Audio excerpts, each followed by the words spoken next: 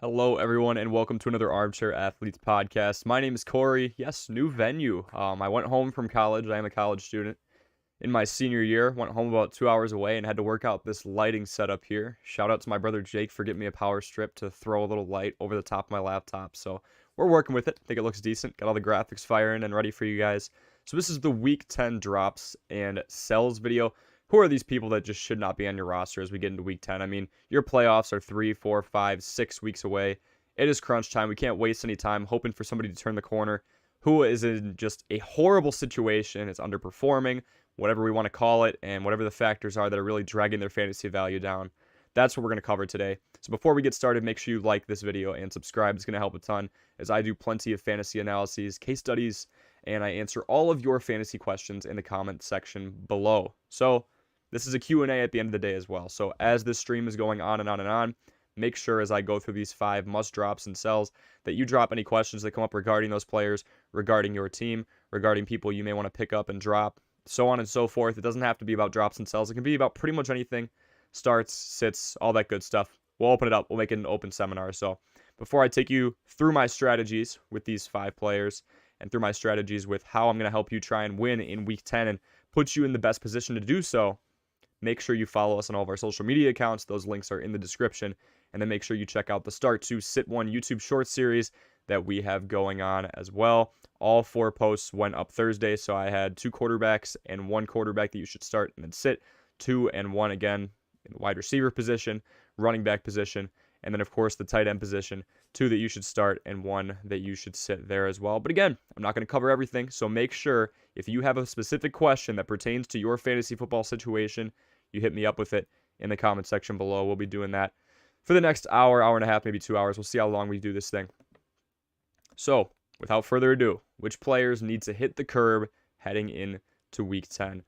Let's start with this first one. He's on the thumbnail. RELAX, remember that? Yeah, absolutely not. That's what I'm going to say to that. He has severely underperformed, referring to Aaron Rodgers here, of course, as you see in the lower third. Rodgers, while consistent, he cannot get on the same page as his receivers. Fantasy owners last year probably pulled, a Tom Brady, fantasy owners last week against the Detroit Lions, one of the worst defenses in the league, probably pulled a Tom Brady and spiked their iPad or their phone into the ground, considering Rodgers had not 1, but 2 goal-to-go situations where he threw an interception. One was batted at the line, 1 was just aimed in the wrong spot. So these are not things that we want to see at all if we're an Aaron Rodgers owner. He's QB 17 right now in standard PPR format. That was against Detroit, only scoring 13 points against Detroit. It's really not an ideal situation. If we look at how Aaron Rodgers has been performing over the course of the last few weeks, it's not exciting. I mean, Detroit's defense allows about 270 passing yards per game and 13 passing touchdowns on the year. Rodgers was able to get over that yards threshold, but you need more than 1 touchdown, especially when you have as many red zone trips as he had against that Detroit Lions defense. You've got to get more than that. Turning the ball over 3 times through the air, we haven't seen that in a while from a guy who has one of the best touchdown interception ratios in NFL history when you consider sample size. So not an ideal situation here for Rodgers at all. He is still yet to score 17 points in a game. So we can see here plenty of times where he has scored. You see 13 in the previous week, 15, 16, but he doesn't have that ceiling he used to have, where you wake up on a Sunday morning and you're like, you know what, Aaron Rodgers is going to get me 25 or 30 today. That would have been the Detroit game. That would have been the Detroit game where you go, I think he really can take advantage of this weak secondary. It is a weak secondary, but him, Romeo Doubs, Allen Lazard, Robert Tonyan, it's just not enough. Aaron Jones has been a pretty dynamic running back, so if you've got him in fantasy, don't stray away from him. But other than him and Lazard, there's not a whole lot to like. I talked about the fact that you should sit A.J. Dillon this week, going up against a tough front 7 in Dallas, and it's not going to get easier. He's got to play Dallas. Chicago's pass defense has been sharp. That's about the only thing they do have, so they'll probably go run heavy again. The only reason that Green Bay was really excelling in the beginning of the season, and again, I'll go back to this, is because they were running it a ton, and when they're running it a ton, Rodgers is not going to throw for a ton of yards through the air. Then the losing streak started. 222 passing yards, 246, 194, 203. Never more than 2 touchdown passes in a game. And when you're not throwing for 300-plus yards, things aren't going to add up. And Rodgers is not a mobile quarterback, at least to the extent that he was before. He's not going to go out and get you 50, 60, 70 yards on the ground. So not a whole lot to like here in terms of the Aaron Rodgers situation, to say the very least. Let's go to our second option here. Again, drop any questions that you have in the comments section, and we will get to those as soon as possible. appreciate anybody listening already. So Raheem Mostert, somebody that I 3 to 4 weeks ago would not have seen myself putting on this list of players that you should completely get off your team, that you should drop, that you should sell. However, against Chicago, it was Mostert's first time since week 3 where he didn't get 15 touches. He had 9, so not even close. Mostert was in the game for 47% of the snaps, while Jeff Wilson, in his first week, was in the game for 49% of the snaps. Had a better day fantasy-wise than Raheem Mostert. This is a sell while you can option. I don't think you want to drop Mostert. He's had a good enough season where I think you can get some value out of him. Include him in a trade package. Right now, I don't mind the 50-50 snap percentage distribution when you talk about the fact that Mostert's in for 47% of the time and Jeff Wilson is in for 49%. I don't mind it in some cases. In this case, I do, because Miami passes the ball 63% of the time. That's 8th highest in the league. They're not a big, dump it off to Mostert in the pass game type of team. He doesn't even have 20 receptions on the season yet, and we're halfway through, so he's averaging about 2 to 3 a game. Not going to blow you away unless he breaks away for a big gain. And again, something that happens in once in a blue moon is something we don't want to rely on in fantasy football. So unless Mostert gets more involved in a pass game that already features Tyreek Hill, Jalen Waddle, Trent Sherfield, and much more, Gesicki as well, I don't like his fantasy value going forward. Again, 37% of the time they're running it, and now he's got to split that in half with Jeff Wilson. That's how you get 9 touches. That 37%, if we split it in half, it's going to be 18.5% for Wilson and Mostert. And Wilson, coming into his first week with the team, has a greater snap percentage. It shouldn't have even been close. I really thought they were just going to ease him in. Maybe Mostert was still going to be the feature back, but McDaniel seemed to like what he was seeing from Jeff Wilson, and, he performed well against the Chicago defense that really got attacked on all facets. Wilson did it better than Mostert, and you do need a tough running game. You need some type of a ground and pound element when you have these high-flying receivers. Otherwise, everyone's just going to play back, and they're not going to bring anybody forward. They're not going to put anybody in the box. So you got to be able to keep other teams honest so that your pass offense can still do well, and I think that is something that Jeff Wilson is just able to do a little bit better than Raheem Mostert right now. Better yards per carry, more involvement in that first week with the Dolphins, so watch out. I mean, again, don't drop him. Mostert is averaging, as we see here. Mostert's averaging a decent amount of points. It's nothing we really want to scoff at and say, we don't want him at all. I mean, that's just not the truth. It's not something that you want to waste, I guess I'm saying, for value. He's not doing bad. He's got the involvement on the ground. I just think the involvement's going to go down, and that's that sell high element. Sell him while his value's high. Maybe right now with that 50-50 distribution, we've got a lot of people thinking, he'll be fine. He'll still get a chunk. But truly, after what I saw from Jeff Wilson last week, I'm not a big fan of the situation. Okay, let's go to Drake London, number 3. Drake London is in a horrible spot, and we'll go over why here. This is not anybody you want to be involved with here. He's the wide receiver 1 for a run-heavy team that overall is just struggling on offense in general. Just put up 15 points against the Panthers on Thursday night, so obviously this isn't really pertaining to anybody's performance in Week 10 as this game already happened. But in general, Drake London is probably not somebody we want going forward. And although they already played in Week 10, I'm referring to Week 11 and anything going forward. Drake London, to me, is a drop, if not a very minor piece in a trade package at this point. London's in a horrible spot, as I previously said. Atlanta doesn't throw the ball, and when they do, it's not for much. Through 10 games, Marcus Mariota has broken 200 passing yards on 3 occasions. I mean, hey, 4-6 is a heck of a lot better than I expected Atlanta to be. I will say that up front. But we have to look at this from a fantasy valuation standpoint, okay? A run-heavy scheme in Atlanta that keeps the ball on the ground 56% of the time. That makes it hard enough for Drake London. His 61.2% catch rate, isn't very appealing as well. It's also really tough to be excited about a guy who isn't doing a whole lot after the catch. If we look here, this is in next-gen stats. I should define the metrics a little more, but top left of your screen here, I'm pointing at it with my mouse. You guys can't see that. 3.3 in the top left. That is the yards after catch for Drake London. He's a big target. That's what he was drafted for. That's why he was drafted so high, highly touted prospect. And I don't think he's having a bad year for a rookie. He's already eclipsed 400 receiving yards halfway through the season. He could have a nice 700 or 800 receiving yards, kind of what Claypool did, although he was a second rounder. But 3.3 yards after the catch is just not good. He's a go up and get it guy, and then he kind of falls to the ground or gets tackled, or there's a lot of attention on his side. And I mean, with the Falcons, you don't have a whole lot of other threats. I guess we could consider Kyle Pitts one, but he really hasn't performed up to par at all, especially in the red zone. We haven't seen him get too involved in scoring, so when all the attention's on London for the little times that this team does actually pass the ball, it's not good. And they're not handing it off to him. He doesn't have that Deebo Samuel role or anything like that. So not very appealing with London either. See, there's a couple questions in the comments here. LBR and Jason Sackett. I will get to you guys in just a moment, going through two more options that I think need to get off your team immediately. Some are sell highs. Some are just drops. Drake London is a drop, in my opinion, unless you can make him a super minor part of a trade package where you try and go for a home run hitter like an A.J. Brown or a Justin Jefferson, obviously. Then you go for it, or Jamar Chase once he's healthy. But really not a big fan of Drake London, and those are my reasons why. For the fourth one, let's go Robert Woods. I hate this situation so much. This is going to be a rant, fantasy relevant rant, so it's not just me having hate for a certain player for any reason. Very hard to be excited about a wide receiver on a team that only passes the ball 44% of the time. I'll start with that. And it's Derrick Henry's team, right? We've seen this in the past. We knew this was the deal last year, even though it was Ryan Tannehill and A.J. Brown. And A.J. Brown thrived about as good as a wide receiver one can in that offense. I think we learned that. Obviously had some help with Derrick Henry getting out. Titans, from an organizational standpoint, did something very smart. Derrick Henry not in there, so they obviously, although they do have Dontrell Hilliard and a couple of other pieces, they were able to use A.J. Brown a little bit more. They were down in some games. Ryan Tannehill and A.J. Brown really had that good connection. Robert Woods is still a solid wide receiver, but A, he's coming off injury, and B, there's just a revolving door at the quarterback position. I mean, it is very hard to get excited about a guy that has 5 receptions in his last 3 games.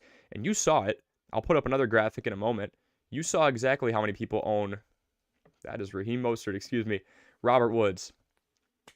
Over 50% of leagues own this guy, and he's had 5 catches in the last 3 weeks. We can't just wait for somebody to come around. We absolutely cannot. League average for yards of separation between a receiver and a defense, just saw this morning, is in the high 2s, so about 2.7, 2.8 yards of separation per route.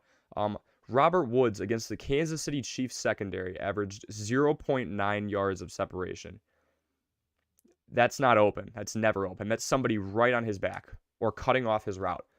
Tennessee is so solid at the run, and that's about it. I mean, that really is. You're switching between Ryan Tannehill. You're switching between him and Malik Willis, who is also in a run-heavy scheme in college. You know, he's used to using his legs, and Tennessee started doing that with him early on to build his confidence. And they got him involved in screen passes. I'll put it this way, guys. I was up 9 points in standard PPR, points per reception, going into that primetime game between the Chiefs and the Titans. My opponent had Robert Woods. I did not watch the game. I watched maybe like a quarter and a half. I wasn't nervous because even if Robert Woods has a good day for a wide receiver, from a fantasy standpoint on the Tennessee Titans, it's probably like 3 receptions for 40 yards. And he didn't get that. He did horrible. He had like 1 point. So Tennessee's sold out on the run, that all defenses are playing, press man coverage. The Chiefs were doing that, and clearly Woods can't make him pay for it. Woods is a non-factor in a run-heavy offense that has switched between quarterbacks. It's killing any chance for a cohesiveness between a quarterback and a wideout. Like I said before, it's been a run-heavy offense for the last few years, ever since Henry came to Tennessee out of Alabama. But Tannehill and A.J. Brown built that rapport. We don't have rapport right now. And the only guy able to get yards of reception, more than like 2, the league average, again, 2.8, 2.9. The only one to be able to beat the yards of separation per route on this team is Treylon Burks, who's not in right now. So, I mean, there's just no passing element at all. There's no need to even try and have Woods. And Woods, he's the wide receiver 1 on Tennessee, so I know that's why he's tempting. He was a major factor for the Rams a couple years ago before he got hurt as well last year on that Super Bowl run. Woods is worse than most wide receiver 2s, so I don't want you all to fall for this and go, a wide receiver 1 on an NFL team is on the waiver wire right now, because he is in half of leagues. Don't fall for it. And here's a perfect reason why you shouldn't. Donovan Peoples-Jones is the wide receiver 2 behind Amari Cooper. Obviously, when Njoku comes back, he'll get more involved as well. Peoples-Jones is better than Robert Woods. Peoples-Jones, the wide receiver 2 on his offense, which is also pretty run-heavy in Cleveland with Nick Chubb and Kareem Hunt. He's the wide receiver 2 there. He is outperforming the wide receiver 1 for Tennessee. Peoples-Jones averages more points per game, as you can see here, has 5 double-digit fantasy performances, and is working off of 3 in a row right now. Woods has 2 of those all season. Peoples-Jones has 46 targets. Woods has 36. Peoples-Jones has 30 receptions. Woods has 22. Peoples-Jones has a better catch rate, 2 more yards per reception. What I'm trying to say here, folks, is I need someone here to tell me, point me to the world where Robert Woods deserves to be rostered at a higher rate than Donovan Peoples-Jones, 51% to 19%. Go pick up Peoples-Jones. He's rolling right now. He's been capitalizing on his targets, was 4 for 4 last week. I really like Donovan Peoples-Jones, but this is my, as you can see, kind of the headline here. Let go of Robert Woods. I'm trying to be very blunt with this message. No reason that more people should own a guy who is not very involved, despite being the wide receiver one, and I'll put that in quotes, the wide receiver one in a run-heavy offense over a wide receiver two in an offense that is much more well-versed. It's not a great passing offense in Cleveland, but Jacoby Brissett's doing his job, and there's not a cohesive answer under center right now. It is a run-heavy offense with Derrick Henry and Robert Woods, lower catch rate, not a whole lot of yards of separation. I just pointed to like 5 or 6 reasons that we could go over and over and over again on as to why Robert Woods just should not be on your team. And this isn't even a trade him with somebody. I really don't think there's a lot of value here. He's owned in more leagues than Donovan Peoples-Jones, despite the fact he's being severely outperformed. So you know what? Maybe you try and trade him, but I don't see this guy as a value in any type of trade. But you can try it if you're not able to land it. I mean, people are acting with more urgency now. I don't see a reason for it. Last one here. This is the guy I think you could sell high. Just had his best week in my Start to Sit One series, my YouTube Shorts series here on this channel. I actually put Noah Fant as my sit, and he had a season best week. So Murphy's Law, this isn't me telling you to sell him out of spite. This is a sell high move all the way because of pure value. Fant was my sit. And what does he do? He has 5 receptions for a season high 96 yards, excuse me. The facts are as follows with Fant's situation, okay? Metcalf and Lockett are healthy, and they take up over 55% of the team's targets. Big chunk gone. Seattle can run more of a balanced offense for 2 reasons. One, they are winning games. They're not the 0-17 team I expected them to be after they lost their franchise quarterback via trade, after Chris Carson retired, and after Bobby Wagner left. I mean, I really thought this team had a chance at going 0-17. I definitely did. They're winning games, so when you're winning games, you don't have to constantly dig yourself out of a late deficit, aka throw the ball a ton. So again, not a whole lot of a reason to use Noah Fant when this team is up 10, 13 points with a couple of minutes left. You are going to run it. And B, the guy they're handing the ball off to is pretty dang good. Kenneth Walker III is putting together what might be the Offensive Rookie of the Year campaign. Obviously, it was Breece Hall before. Maybe it's Chris Olave, but I think Kenneth Walker III is the front runner, and I've seen a couple of polls where he is coming out on top. Solid run option, so many options, and no real need to throw the ball late when this team is winning a lot more games than they are not. So I'm not a big fan of Noah Fant long-term, but he's coming off a performance where he had 14.6 fantasy points, and I broke my rule. I usually put people in here that are owned in over 50% of leagues, but with Noah Fant's production, yes, he's only owned in 35. That's still pretty high for a tight end. I'll probably be doing that. Tight ends are the exception with ownership rate. I think a lot of people can go out and pick him up, flip him around for next week, and use him for trade value. Before this week, I should say. So if you pick him up right now, he's available in 65% of the leagues roughly. Value went up a little bit after that 14.6 point performance in fantasy. Flip him around and try and get somebody else. This is a market where, again, Mark Andrews is coming off an injury. Darren Waller is on the IR. People are in need of tight ends, and I think a lot of people are going to drool over that fact that Noah Fant just had a really nice performance, his best of the season. I don't want you to keep him because he's only done that twice. He has only been in the double digits twice. First time was a few weeks ago. There's not consistency there, but I think there is value there after his performance in week 9. So that's my reason for why I think you should really ditch Fant. Let's get to your questions here. And again, as you all go on and go back and watch this stream, as we did just start out with 5 people you should waive off your team, whether it be sell high for valuation, which I do specify on, or just drop altogether because they're in a horrible situation with most of these guys are. I'm not going to tell you to ditch someone I think is in a really good spot that should ultimately be on your team. So in general, these guys aren't in the best spots, not performing very well in the case of some of them, and it's because of the situations they've been put in, run-heavy offenses. But if you just got here, we are now doing a live Q&A related to fantasy football. So LBR, we'll start with you. Hey, how's it going? I am good. How are you, man? Should I trade Aaron Jones and Josh Jacobs for Joe Mixon and T. Higgins? So looking for a stack play on the Bengals offense. Aaron Jones and Josh Jacobs. Those are... And then we got another question from you as well. And then some trades. So we'll address LBRs here since you've got a couple of them. And then I see Jason and Brian. Brian, good to see you again. I will get to yours very soon, and we'll just conduct as much research related to your questions to put you in a spot to answer them. I can answer them for you, and then we're just going to put you in the best possible spot to get a W in Week 10, because as I said before, we're getting close to those playoffs, and we want all of you to succeed. So should I trade Aaron Jones and Josh Jacobs for Joe Mixon and T. Higgins? Aaron Jones, despite how horrible that offense is in Green Bay right now, if we do look at how Aaron Jones has performed, there's a lot of value there. Start with that first. We know what Josh Jacobs has done. I mean, these are two offenses that are not winning a whole lot of games, so as a result, the usage has gone down a little bit. You don't really want to run the ball when you're down multiple possessions. That's exactly what we saw here. Really puzzled at how Aaron Jones didn't do better against a Detroit run defense that has been subpar at best.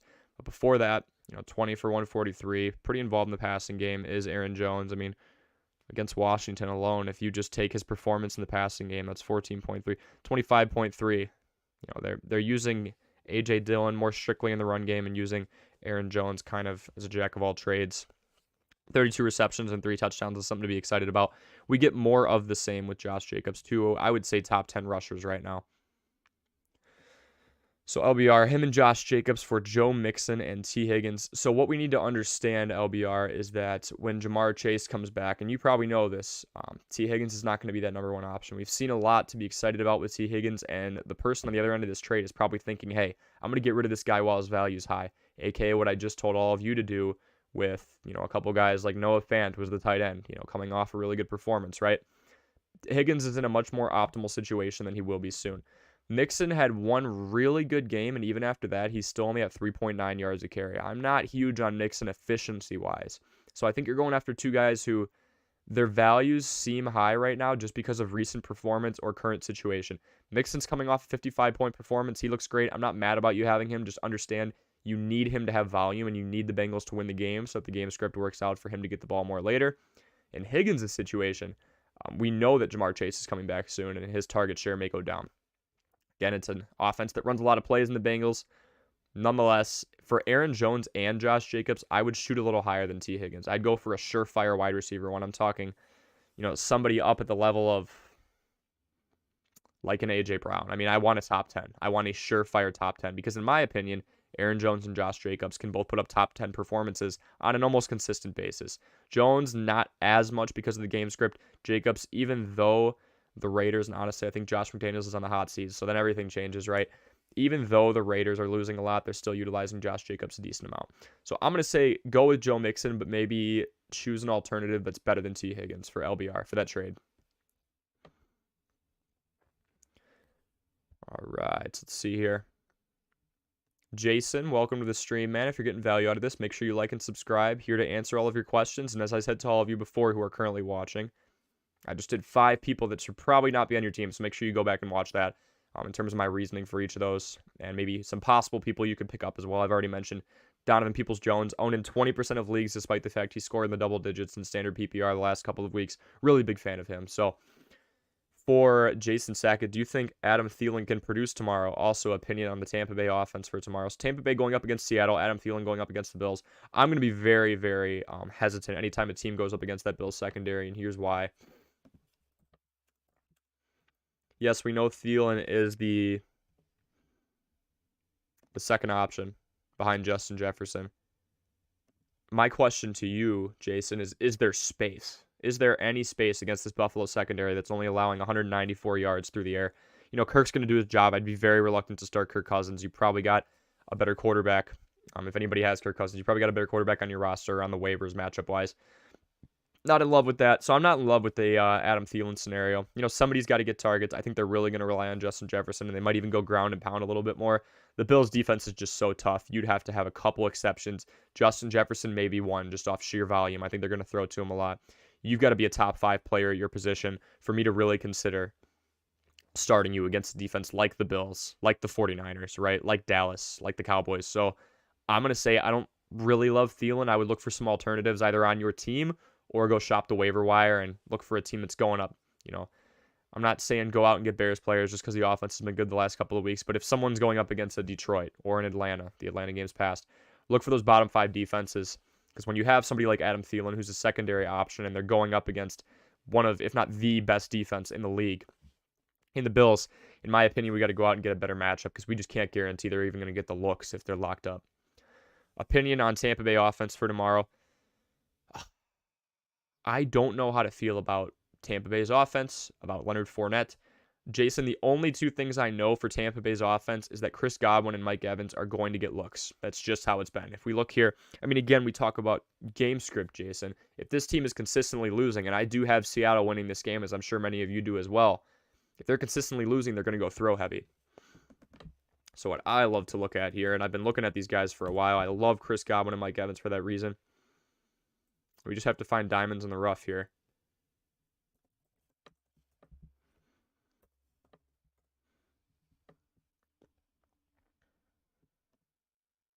Switch over. Again, if you just joined the stream, make sure you like and subscribe if you're getting value. I just dropped 5 people that you should drop, and I dropped information about them as well, pun intended. Now I am doing a live fantasy football Q&A ahead of Week 10, just about a little over 12 hours away from Week 10 officially starting on Sunday, as we've got that Germany game between the Bucs and the Seahawks. Mike Evans and Chris Godwin. That's just what we can guarantee right here. Look at these last 3 weeks. This is target count. I just highlighted everything. 15 and then 11 and then 11 for Mike Evans. For Chris Godwin, 13, 11, 10. I mean, it's just things that we absolutely love to see. The two top wide receivers on this team, on a team that may not be winning a whole lot of games, but is able to get going in the passing game, even if they're not scoring at the end. Godwin's been producing super well, even without touchdowns. Neither of these guys are really touchdown reliant. It's just the touchdown production has obviously gone to Mike Evans. He's got more red zone targets. Leonard Fournette, the touches have gone down. I mean, overall touches for a running back, 10, 12, and 14. That's kind of getting dangerously low. So 3 things I like to talk about if it's your first time here on Armchair Athletes. 3 elements of a fantasy football player: availability, opportunity, and productivity. Availability, are they healthy? Only guy out of Mike Evans, Chris Godwin, and Leonard Fournette that have not been too healthy is Godwin missed a couple games. Evans got suspended 1, right? So I guess if we talk about suspensions too for availability, we'd talk about the DeAndre Hopkins thing as well, which has now passed, and he's doing fine. Fantasy-wise, more than fine. Opportunity, how many touches are they getting? For a running back, seeing this go down, well, that's a result of a team losing a couple of games as of late. Now with Leonard Fournette, this is the appeal. We need him to perform in the passing game. We need him to get 6, 7 receptions, and then we're good. Productivity would come in the form of this, not in the form of this. So not a very productive traditional running back is Leonard Fournette. These guys are producing. Chris Godwin getting down the field, significantly less snaps than Mike Evans. Fantasy points wise, they have been absolutely phenomenal. Both over 40 receptions coming in. Again, Godwin, I think, will pass Evans up in overall receptions because he's had less playing time, and we're seeing him consistently get, that's 4 weeks in a row. It might even stem back further than that, targets. So Tampa Bay offense, I actually think, has a lot of opportunity against Seattle, specifically in the pass game, Jason, because I do think they'll be losing. So look for Godwin and Evans to do well. Fournette, I really don't know because he's had some very just non-productive days. So we would need him to get involved in the pass game as well. And if they're losing, maybe they dump it off to him. But my philosophy when I watch teams is, if you're down 2 to 3 scores, you're probably not going to do these dump offs to your running back. You're going to start taking some shots downfield. And unless we see Leonard Fournette doing some wheel routes, I wouldn't expect that. So, Jason, Thielen's not going to produce tomorrow, in my opinion. I don't like his chances to. I shouldn't say he's not going to. Opinion on Tampa Bay offense. Love Chris Godwin. Love Mike Evans. Not sure about Fournette. Brady, I don't know. I don't know. I really don't like Tom Brady for fantasy football purposes.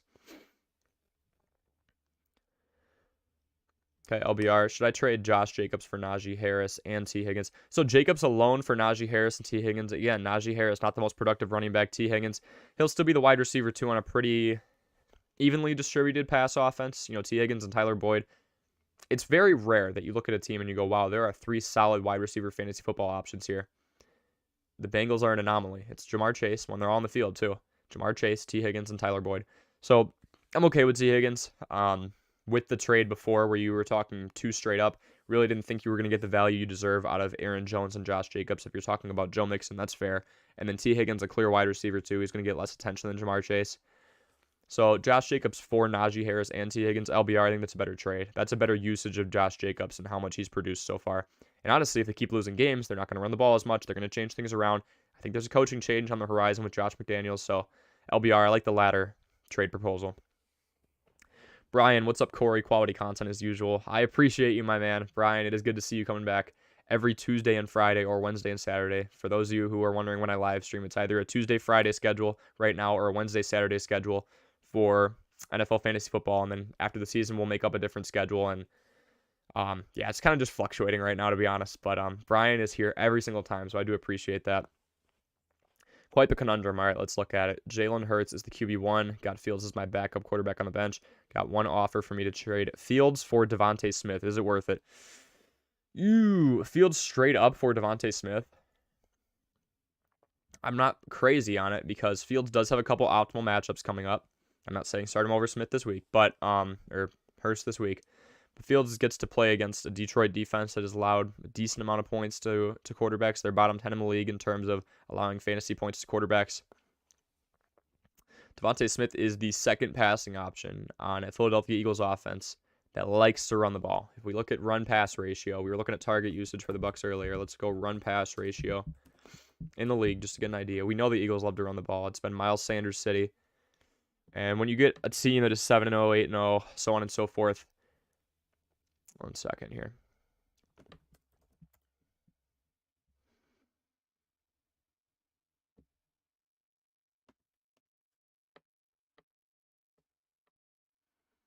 There you go. When you get a team that is pretty run heavy, like Philadelphia, we see 5th highest in the league here. 53.4% of the time they're running the ball. They are one of only 7 teams in the league that will actually run the ball more often than they pass it.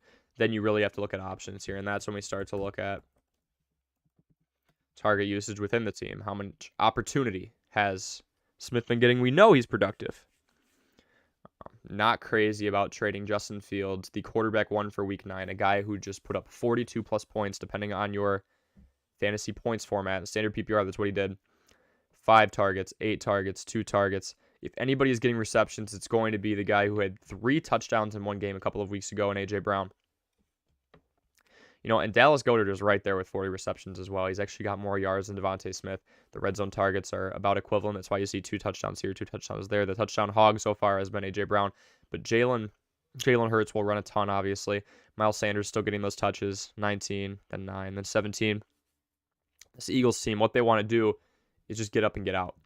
They're not like the Bills where they're up 2 possessions with 5 minutes left. They're going to air it out to Stephon Diggs or Gabriel Davis and save somebody's fantasy game when you're talking about a wide receiver. So Devontae Smith is a 2 right now. He is a clear wide receiver 2 behind A.J. Brown in a run-heavy offense. That's where we have to be careful. The focus is not going to be on him if it doesn't need to be. And if the first couple of touchdowns don't go to Devontae Smith and the Eagles are up 14 or 17 in a game heading into the second half, it's going to shift to a run-heavy scheme. They already run the ball a lot. They run the ball 53% of the time. Justin Fields is getting that ball snapped in his hands every single time. It's an obvious statement. He's a quarterback, but he's so involved in the run game, and even if he doesn't do well in the pass game, shoot, he had 120 passing yards last game against the Dolphins. He scored 42 points. You know, it's 0.1 points for every yard on the ground. It's 0.04 for every yard through the air. Justin Fields is able to perform in a category where you get 2.5 times the points. So I really do like Justin Fields a lot more than Devontae Smith. Fields is top 10 in his position right now, and Smith, although he's on a great high-flying offense, flag will fly, right? They look good. It's a team that is going to go very run-heavy, more than they already do if they're winning. And judging by their easy schedule, they're going to win a lot. So I think you'll get more consistent production out of Fields because that offense has really worked him on the ground. As for Devontae Smith, he's going to have some nice days, but he's also going to have days where he just doesn't even get the chances. The ball is not thrown his way, and we've seen that here.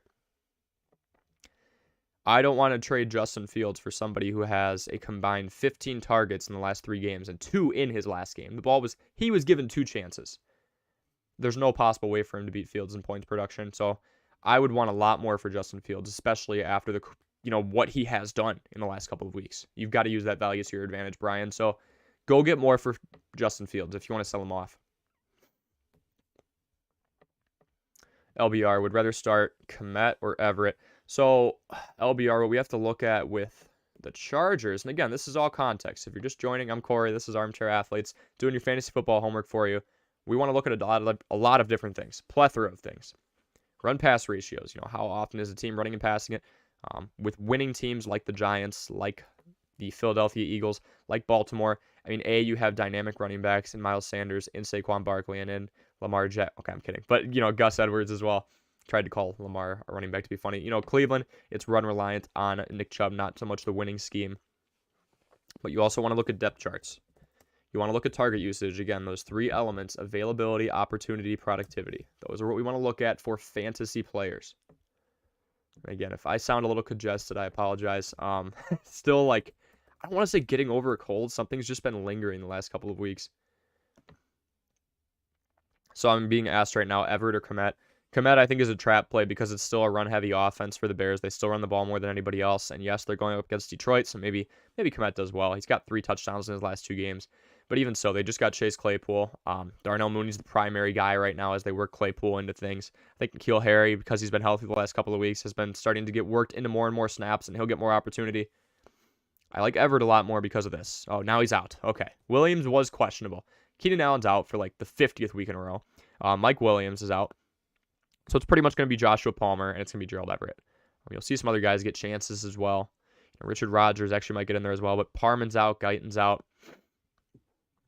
Parham, is out. Guyton's out. Allen's out. Williams is out. So, I mean, it's already an offense that passes more than the Bears, but it's also an offense that is missing a lot of pieces. So, as a result, this guy is going to have to get some more usage. And that is what happened in the prior game. Didn't need a touchdown. I will take 8.6 points out of a tight end, especially in this market where it's pretty much just Mark Andrews, Dallas Goedert, George Kittle. Trying to think of some. I mean, Tyler Higbee was doing good for a while. He's starting to cool off. Dolchich, that's one to look for. 3 double-digit performances in his first 3 weeks of his career in a struggling offense that has to work from behind constantly in Denver. I'll take it. I'll take the increased usage. These are targets you want to see for your tight end. 8, 9, 7. Yes, Cole Kmet is eye candy right now. But if you actually look at how many opportunities he's getting, it's laughable. He just hit 200 yards on the season. That's cool. He got 3 touchdowns in the last 2 games. He's not getting targets. 11 targets in the last 3 games. Everett almost had that many in 1 game. And he's in a hurt wide receiving core in general. Boom. Boom. Palmer, more chances. That's why you've seen so many people pick him up. Everett is likewise. Not every ball is going to go to Palmer. Eckler is very involved in the passing game, I'll say that. Everett is going to get his chances. So I like Everett over Cole Kmet every day of the week. It almost doesn't matter what matchup. Mark, welcome. PPR, Kmet, Knox, or Moreau. And then Murray or Lawrence. Okay. So we'll look at a couple here. Kmet, again, from a usage standpoint, not in love with it. Same story with Dawson Knox. Moreau is kind of coming into his own here. Mac Hollins is another one I want you guys to look at, too. He's had a few nice double-digit performances. Everybody talks about Devontae Adams and then the underusage of Hunter Renfrow. Renfrow just went down, so Hollins is really going to be that wide receiver, too, if he wasn't already. We know Kmet's usage, not a big fan of that. Let's look at Dawson Knox.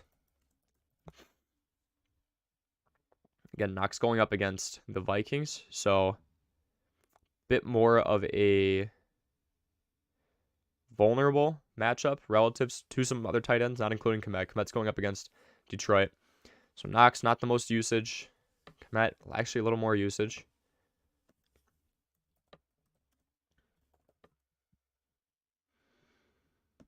Mr. Foster.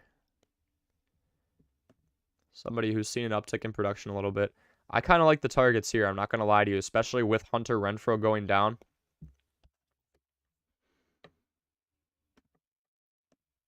Throw this up here. 5 and then 9 and then 5 over the course of the last couple of weeks. Again, not going up against the best defenses. Houston's probably actually the best out of the 3. New Orleans, despite the fact they shut down the Las Vegas Raiders on offense, the Raiders are just really bad on offense right now. And again, I do think McDaniels is riding that hot seat very hard right now. Moreau going up against a tough Colts defense. He's been getting more usage. I mean, Knox, again. Knox is getting used the least out of all of them with just 10 targets in the last 3 games. Does have 2 touchdowns on the year. Moreau hasn't been in the end zone yet. It's probably going to be between Kmet and Moreau, with Kmet having the best matchup. So I don't love him in a whole lot of scenarios, but between these 3, I will take Kmet over those guys probably. Kmet or Moreau should have the best day. Knox is probably the biggest name out of those 3, but the usage has just been so down and everybody's healthy. If you look at Moreau's scenario, yes, there's Devontae Adams, but Hunter Renfrow went down. So as a result, Mac Hollins and Moreau's production should go up. So I'm going to go Moreau or Kmet. It's kind of a toss-up between the 2.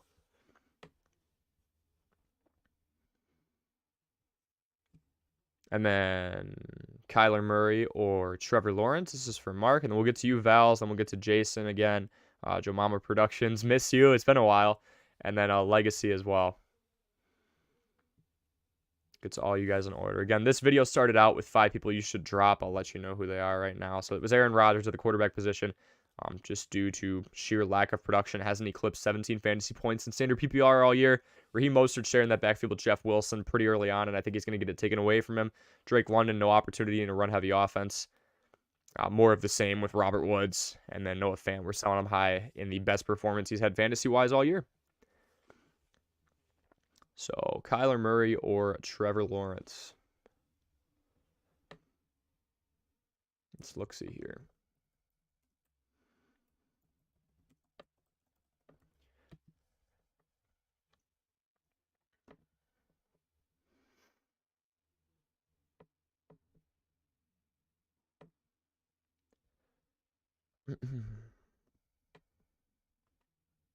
Oh, I'm going to skip down because I see Jason's is pertaining to something I was saying about the Bills secondary before.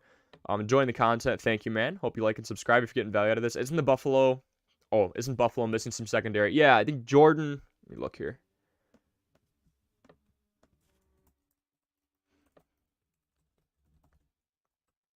Jordan Poyer, I know, is out.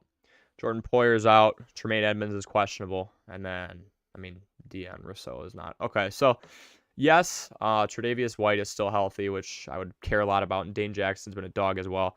I don't think you take 1 or 2 pieces away and you make that thing weaker than it usually is. The coaching staff there is ridiculous. McDermott's got a great defensive-minded team going on there. They were built from defense. Then they got out and, made the splash with getting Stephon Diggs a few years ago, getting Gabriel Davis in there, Isaiah McKenzie.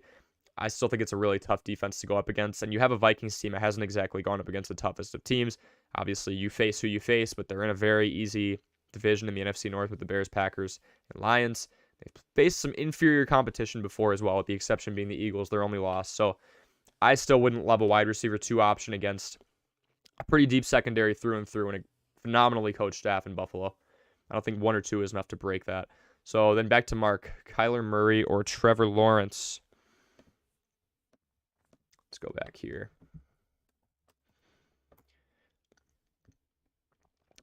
Murray obviously being the more productive of the 2 overall. Lawrence is up there, though. He's having a pretty good season. I would say him and Fields are having the 2 best sophomore seasons over Davis Mills, Mac Jones, Zach Wilson, and then Trey Lance just been hurt, so not too fair to compare him in there. We'll go here. And I like to look at pass yards allowed. We can look at, how many, if you just wanted to see fantasy points allowed in general, sure, right? But we want to look at game script here. Do we think they're going to win? And if we think they're going to win, they're not going to pass the ball a whole lot down the road. And then, of course, matchups. Trevor Lawrence going up against a weak defense in the Chiefs. And then Kyler going up against the Rams, who have a pretty stout defense, if I'm being honest. Offense has been a huge issue. It's pretty much just Cooper Kupp, and that's about it. Henderson and Akers don't really know how to get anything going on the ground. Higbee's been all right. Robinson's been a letdown, in my opinion, especially from a fantasy football perspective. I've been saying drop him for weeks, so if you haven't already, make sure you do that. Best performance was like 7 or 8 targets this year so far. So, if we look at the 2 matchups,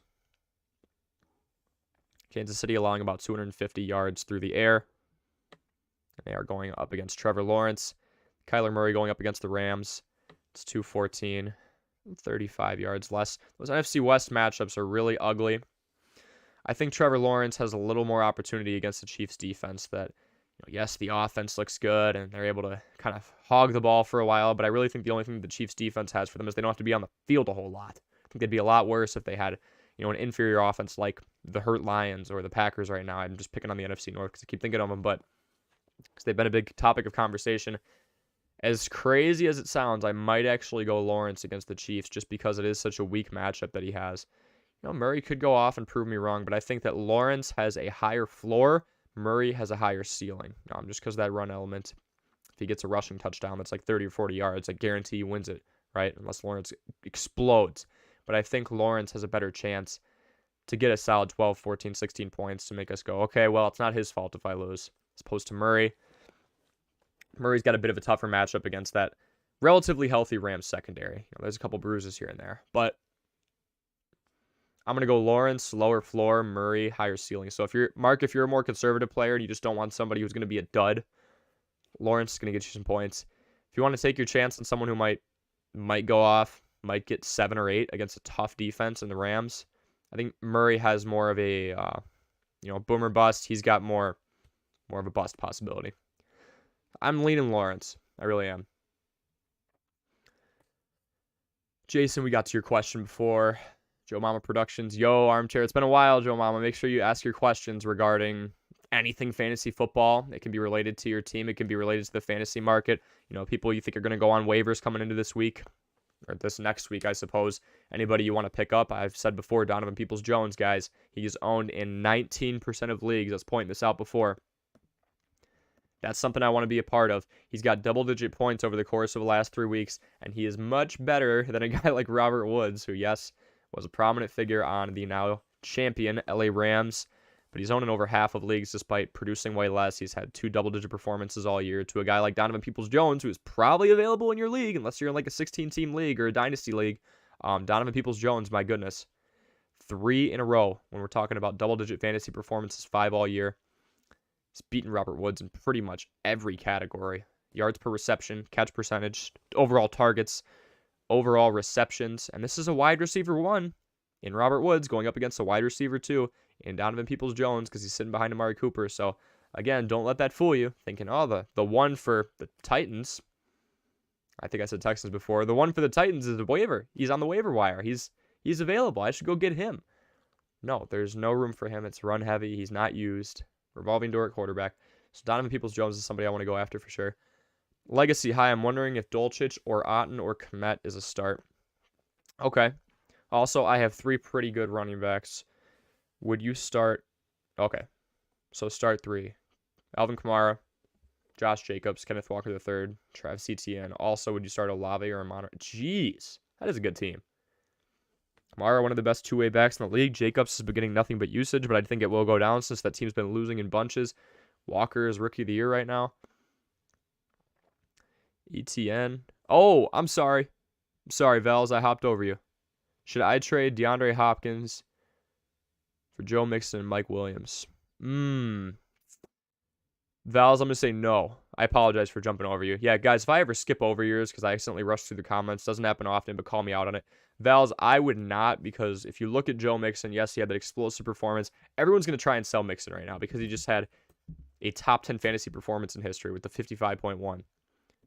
Here's why I don't like it. He just exploded, right? So, like, his overall stats should improve a ton. Logically, that would happen, right? Yeah, no, not really. 3.9 yards a carry still, even after having that explosive performance. I'm just not a big fan. On 22 attempts, 7 yards a carry, did great against a horrible Carolina Panthers team that's actually now won a couple of games in the last few weeks. But they beat the Bucs as well as beating the Falcons this week. I don't love Joe Mixon. And then when we look at Mike Williams' availability, I know we all talk about how Keenan Allen's been out more than the last couple of weeks. Now he's pretty much been out the whole season. Mike Williams is out once again too. So we really want to worry about, even if he does come back for week 11, he's been hurt on multiple occasions now. I would much rather have somebody who's surefire, healthy, a Chris Godwin who only missed a couple games early on, or Mike Evans. I'd much rather have that than a guy who's currently hurt and a guy who is not very productive in Joe Mixon, but had one really good game. Look, Joe Mixon gets volume. I will not deny that. 151 rushing attempts, still averages under 4.0 yards, which is a deal breaker for me. Yes, he's got those touchdowns, but again, he had an explosive game. He had 1 touchdown on the season coming into that week, was averaging even less than 3.9 yards a carry. All Joe Mixon really has going for him is volume, and that one amazing performance. So I would want to get a lot more for DeAndre Hopkins. If you want to put Mixon in there off sheer volume, I can't blame you. Mike Williams has been hurt. I would upgrade.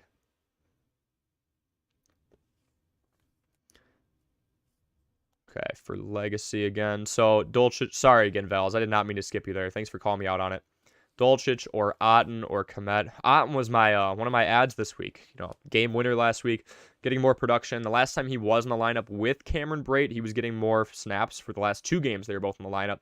Now Brate's, fighting an injury, so Dulcich is in a pass. It's gonna have to be a pass-heavy offense. I mean, the Broncos 2 or 3 losses away from just kissing their season goodbye. And, some would say they already can with how much they've underperformed. Russ's worst statistical year since his rookie year. Broncos against the Titans, it's a pretty vulnerable defense. So talking about Dolcich's matchup, obviously Otton going up against the Seahawks and then Kmet going up against the Lions. If I had to go between them, Dolcich has had the most production out of any of them.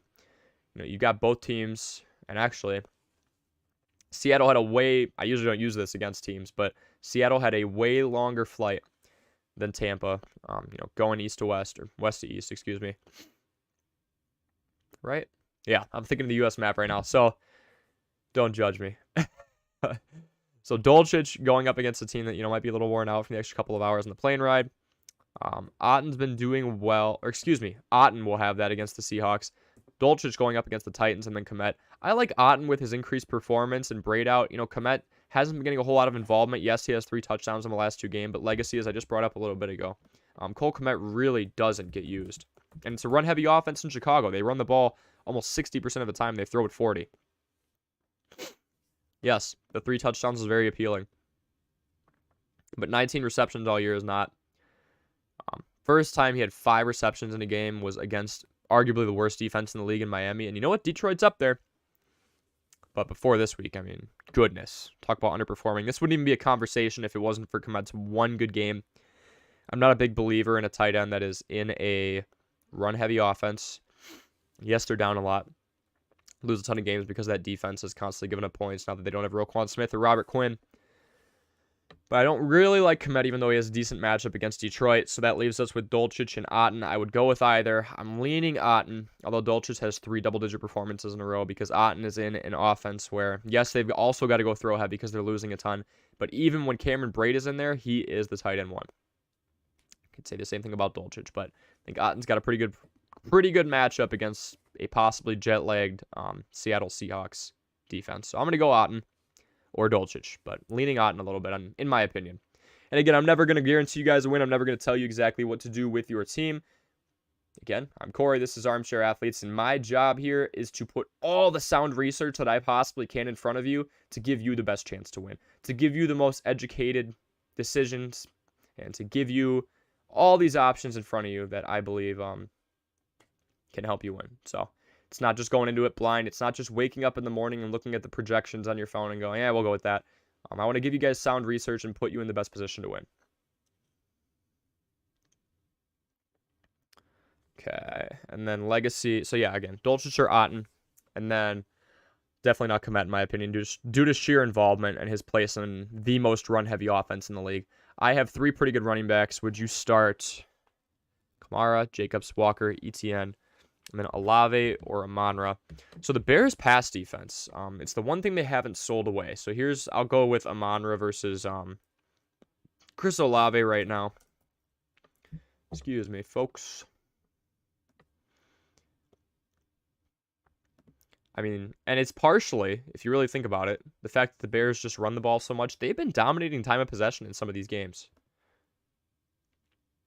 They're only giving up 200 yards through the air. Again, it's partially because of time of possession. We could go and look at that too if you wanted, but I'll just say a team that runs the ball more than anybody else is going to suck up the clock, even if their offense wasn't good early on. Now you had the point there, or now you add the topic that they are scoring a ton of points. They have the ball a ton of times, and then they're putting together these 5, 6, 7, 8, 9, 10, 11, 12 play drives where they're running the ball a lot and keeping the clock going. Yeah. So I like the fact that this one's a bit easier to choose from, in my opinion, because Amon-Ra is going up against a pretty good secondary. He's been hurt. Olave's just been their rock. He had one down week. Michael Thomas is out on IR. He is the definitive number 1. Not saying that Amon-Ra isn't, but Olave's been more available. Was just out the 1 week. Olave going up against the Steelers defense that's going to be on the field a lot because that offense sucks so bad. They really do. Kenny Pickett 2 touchdowns to 8 interceptions and a couple of fumbles as well. I like Olave's matchup a lot more. I think Amon-Ra is going up against a pretty stout secondary. There's Eddie Jackson, Kendall Vildor, Jalen Johnson. One of those last 2 is going to go on him because Jackson's a safety. So I'm going Olave over Amon-Ra. Walker against the Buccaneers front 7 is going to be pretty tough, but I think, out in the open field, they're getting him involved in the pass game. I'll say the same thing about Etienne. Getting Etienne involved in the pass game plenty as well. And the Jaguars going against the Chiefs, I think, just about anybody can have an explosive day against the Chiefs, unless you have a subpar offense, like the Texans, like the Titans. I'll trash the AFC South now since I was doing the NFC North so bad earlier. So I like Walker, I like ETN. We're pretty much between Kamara and Jacobs. Kamara is going to have that positive game script against Seattle, against the Steelers. Steelers do get Watt back. They do get TJ Watt back. Raiders going up against the Colts. So let's do this, okay? For the tiebreaker between those two. I like the situations for Kenneth Walker III and just the overall production. And then Travis Etienne going up against the Chiefs team.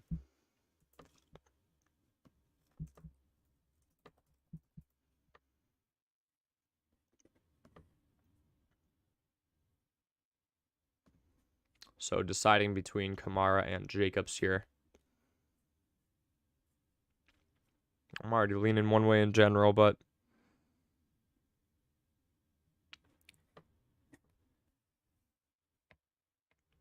yeah, and I think I'll keep leaning that way, to be honest. Yes, Pittsburgh gets Watt back. There's not too much differential between the two opponents here. Jacobs going up against an Indianapolis Colts front seven that only allows 3.8 yards per carry. They've always been way above just solid. Pittsburgh at 4.2, getting Watt back. That's who Kamara is going against. But I do think, if you just look at it from a game script perspective, I really could not tell you who's going to win between the Raiders and the Colts. They're both very bad. Funny story, I went to Vegas and put money on both of them to win their divisions. Neither of those are going to happen, most likely. Okay, so it's not. Not sure who's going to win that game. Maybe there's a more balanced attack. But you've got Devontae Adams, who takes up so many touches. With Kamara, I could say with confidence, I think the Saints will take out that weak Steelers team. Even with TJ Watt, I've seen the stats, much better record with TJ Watt. They're like 1 and forever without him. So legacy from a game script perspective, I think the Saints are up. They start to run the ball a little bit more in the second half. Plus, he's a pass catcher as well. I'm going Kamara. Okay. I'm going Walker, even though they've got that jet lag. I really like the production out of Walker. I would start him against almost anybody except a top defense like the Bills or the 49ers. And I'm going to go ETN. I'm going to go ETN against that weak Chiefs defense. He's pretty involved in the passing game for a running back. One of the better younger running backs and one of the better two-way running backs in the league when given the opportunity. And then I like Olave over Amon-Ra. I think Olave has a better matchup than Amon-Ra, who's facing the Bears secondary. That's actually been pretty good. So, going with the two Saints there.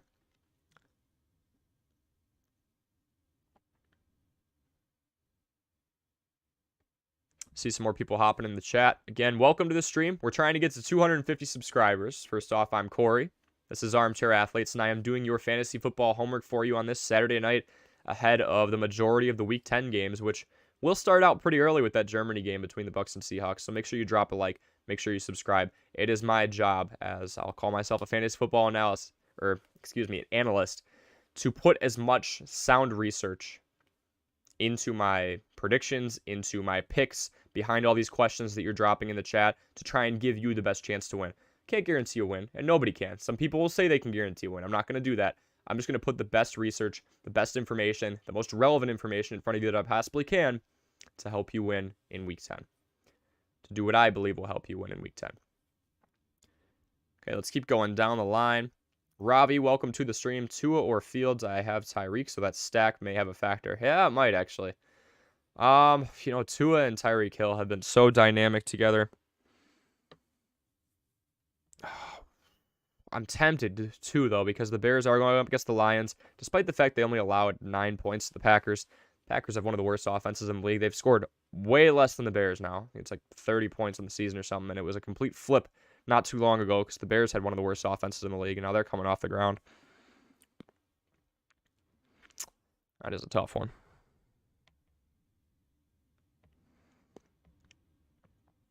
The Browns are so-so, but when you have arguably the most dynamic fantasy wide receiver in the league, he's got over 1,100 yards through 9 weeks in Tyreek Hill. I think I'm going to lean Tua. I really do. The Bears are run-heavy at the end of the day, and all the Lions really have to do is stop him on the ground to really reduce what he's able to do. Fields through the air, he's only have, and I've seen it multiple times this week, people love to point out he's only had 200 passing yards through the air this season. I think Tua's got better weapons. I wouldn't doubt it if Fields outdid him. I think they'll both have nice days, but I think Tua's got better weapons to work with. So I'm going to go Tua there. Mostert or Pickens. Give me Pickens because Claypool just left that wide receiving core, so it's pretty much just him, Deontay Johnson, and Freiermuth. That team loses a lot of games in the Steelers, so it's going to be a throw-heavy game script in the latter half. Mostert sharing the backfield with Jeff Wilson. He was one of my sells. He had a decent week last week with the touchdown. It kind of saved him, as well as the passing game. Mostert sharing carries with Jeff Wilson. Pickens, I mean, you're always sharing touches as a wide receiver, right? But he is a wide receiver in a throw-heavy offense. Team that loses a lot, developing quarterback. And he's had some pretty good production the last couple of weeks. So I'm going Tua and I'm going Pickens. Val's, no problem. Appreciate you being considerate there. Never mean to skip any of your comments. Palmer or Tony, non-PPR. You're going to need a big play from Tony. He's slowly getting involved in this Chiefs offense. If we look here. Not fully invested in it.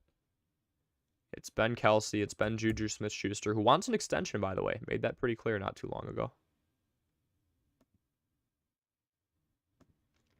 Again, if you're just joining the stream, make sure you leave a like and subscribe if you are getting value out of the information I am giving. I'm Corey.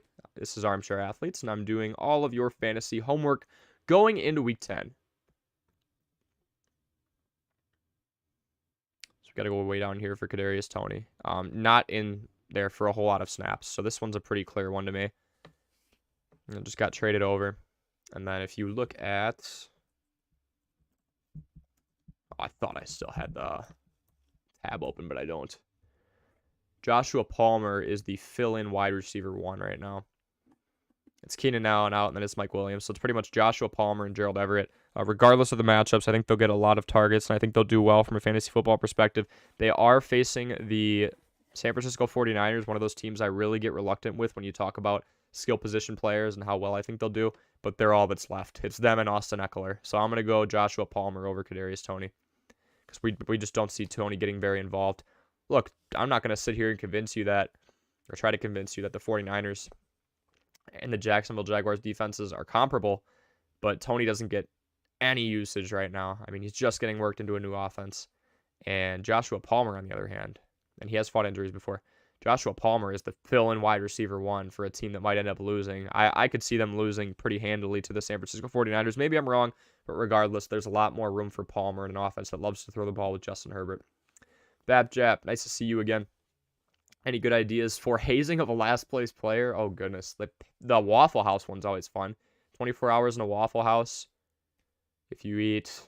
For every waffle you eat, you take an hour off it. I would probably die around like 5 or 6, so I'm stuck there for 18, 19 hours. Heard some funny stories about guys wearing shirts or costumes for a last place finish. If you got the budget for it, you go to... Let me try to think here. Go to a Bears-Packers game at some point. Make them go to the last Bears-Packers game if they're anywhere local or if they can get a ticket out there. Help them pay for it if you want to be nice about it. And have them wear a Vikings jersey. Everyone will hate them. Everyone in the stadium will hate them. The Lions wouldn't really work because they're not really seen as a threat, but have them wear a Vikings jersey. Otherwise, I've seen people do the beer mile. They drink a beer for every quarter mile, and they've got to try and run it in under 10 minutes or something crazy like that. Those are 2 good ones. Otherwise, I think the Waffle House one's always funny. William Watkins, first time seeing you in this stream, man. Welcome, William.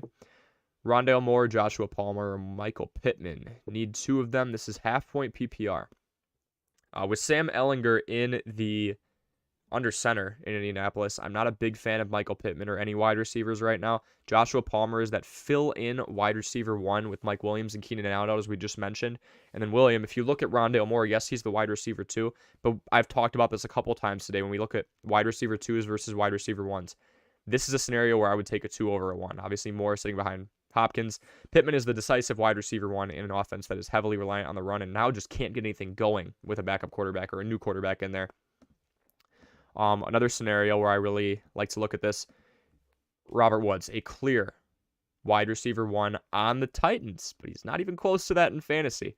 Donovan Peoples-Jones sitting at wide receiver 2 behind Amari Cooper in that depth chart in Cleveland. So with this, I like Rondale Moore a lot for a couple of reasons. 1, more usage. 2, William, there's 3 things I like to focus on with fantasy football. Availability, opportunity, and productivity. Availability, fine. They're both healthy. Opportunity.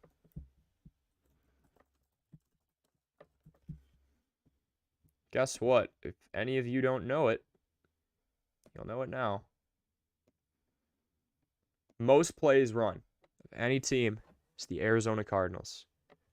Now we've got a guy in Rondale Moore who's getting more of those chances. The number one corner, and I will use this argument on occasion, especially in high-flying offenses where I know they're going to score a lot. Rondale Moore doesn't have to worry about the number one corner covering him. Look at the targets Rondale Moore is getting. This is one exception. It's a big element, or excuse me, it was a big game for DeAndre Hopkins here. One of his first weeks back. 10 targets, 8 targets, 8 targets, 10 targets. He doesn't even need a touchdown. I'll take 16.9 points. With Michael Pittman, with Sam Ehlinger, I mean, it's just not feasible right now. If you look at... Oopsie.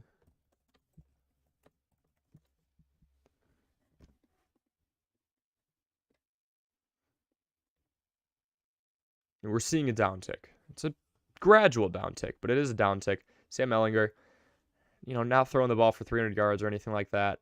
He's just working into it right now, and I'm not blaming him. But from a fantasy football perspective, we also have a guy in, whether it's Jonathan Taylor or Hines is gone, Deion Jackson, they're going to get a lot of touches, 17, 16, 13.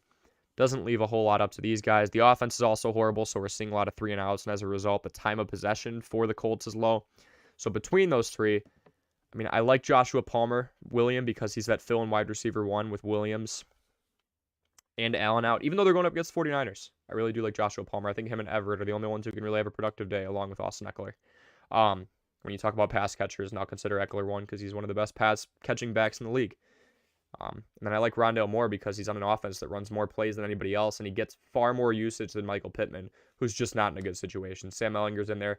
He's trying to get his sea legs, and I don't think we need to be a part of that as fantasy owners. So even in half-point PPR, especially in half-point PPR, I like Moore and I like Palmer, William. So let's go with those. Babjap, I picked up Terrace Marshall Jr. based on your short. Even though he only scored 5.3, he's bound to improve a ton. Shocked they didn't use him more, Babjap. Yeah, I wanted people to pick him up. I didn't really want people to start him unless they had a very shallow lineup because he was going up against Atlanta, known to be a vulnerable secondary in the past, especially right now. So I thought Terrace Marshall Jr., had some upside. One, it was like a 40-yard catch. It would be 41, 43-yard catch, and that was it, which was really tough to see. But with DJ Moore there, you need somebody else to get the ball. Deontay Foreman was the one who had a really good day, so they kind of went ground and pound. But, CMC's gone, Robbie Anderson's gone. You need somebody else to get the ball, especially when this Panthers offense, which is usually working from behind, is going to have to pass a lot. It's what you do. You throw the ball down the field when you're down multiple possessions with less than a quarter to go. That's where I think Marshall's involvement is going to be. Babjev, we just didn't see that scenario because they took out the Falcons. They were up 10. They got comfortable with the run, and Foreman went off. So if they were losing for the majority of that game, they would have been more throw heavy, and I think Marshall Jr. would have had more chances. So not mad at it. I would stash him for sure. I was just baffled that less than 10% of people owned him at one point. Mark PPR, Amonra, Jerry Jeudy, or Palmer.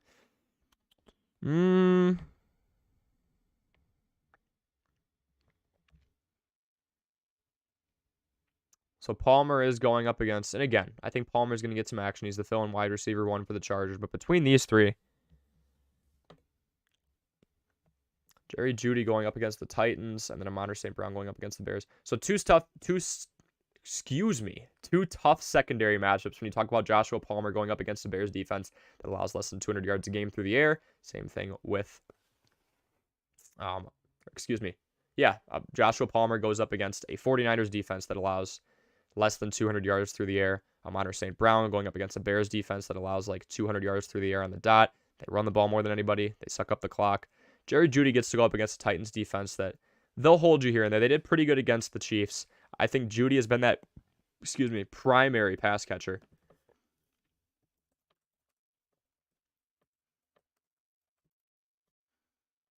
We look right here. Again, thank you for joining. If you just are, I'm answering all of your fantasy football questions right now. Doing your fantasy homework ahead of week 10.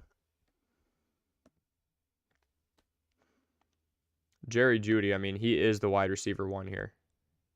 18 targets to 13. Catch percentage is not something I'm crazy about, but I'll blame some of that on Russ and the inaccuracy. He's just missing a lot more throws than I've ever seen him do in his career. And Jerry Jeudy gets to play against the Titans team that allows a decent amount of pass yards if we go here.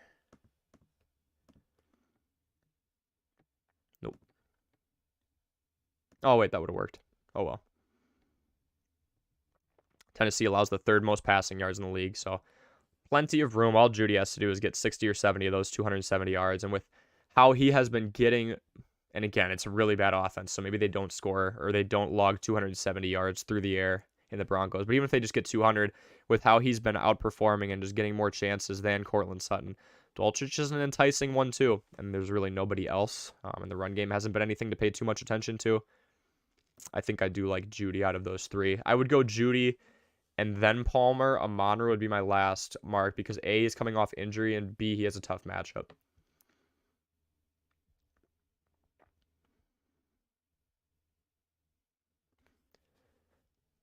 Bronson, welcome, man. Pick 2 to start between Zeke, Thielen, Pickens, and Donovan Peoples-Jones. Okay. So I'm assuming this is like a flex or something like, yeah, or maybe just a wide receiver 2 and a flex or running back and a flex. Thielen, not in love with because he is going up against the Bills secondary, albeit one guy's out, Poyer's out. George Pickens. Pickens getting more usage going up against the Saints defense, a secondary that hasn't been too good this year. Donovan Peoples-Jones going up against the Dolphins secondary, which has been horrible. We just saw what the Bears did to him, albeit it was mostly on the ground. And then Ezekiel Elliott. How is it going to be with him and Tony Pollard, man? Going up against the Packers rush defense.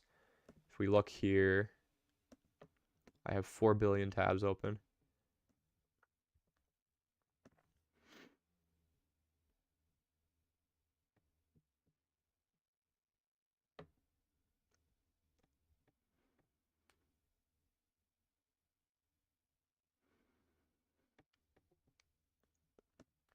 You know, Packers kind of middle in the pack in terms of what they allow. 4.8 yards a carry on the ground is what they're allowing. It might kind of be split between Zeke and Pollard. I like Donovan Peoples-Jones. I'll say that off the bat. Even though he might not be the most established guy here, it's going to be pretty much just him and Amari Cooper having a lot of fun with that secondary. Keep in mind, the Bears put up like 30-something points against the Dolphins defense. Bears offense was not that good a while ago. Do I think they found their identity? Sure. I also think they played against a really bad defense because they scored 20-something on the Cowboys, but it was mostly in garbage time. So I like Donovan Peoples-Jones against a very vulnerable secondary in Miami. I think that one could be a shootout, although I think Miami wins it. Thielen, I don't love his matchup. Pickens or Zeke? I think Pickens has a better matchup. But the Cowboys with the game script might hand it off to Zeke a little bit more down the stretch. I think I'm going to go Donovan Peoples-Jones and Zeke, but I can't blame you if you swap out Zeke for Pickens. Game script-wise, I think Zeke gets plenty of carries down the road, though, because the Packers just suck so bad. So, and you run the ball to weed down the clock towards the end. Trade Kamara for Ramondre Stevenson and D-Hop or St. Brown.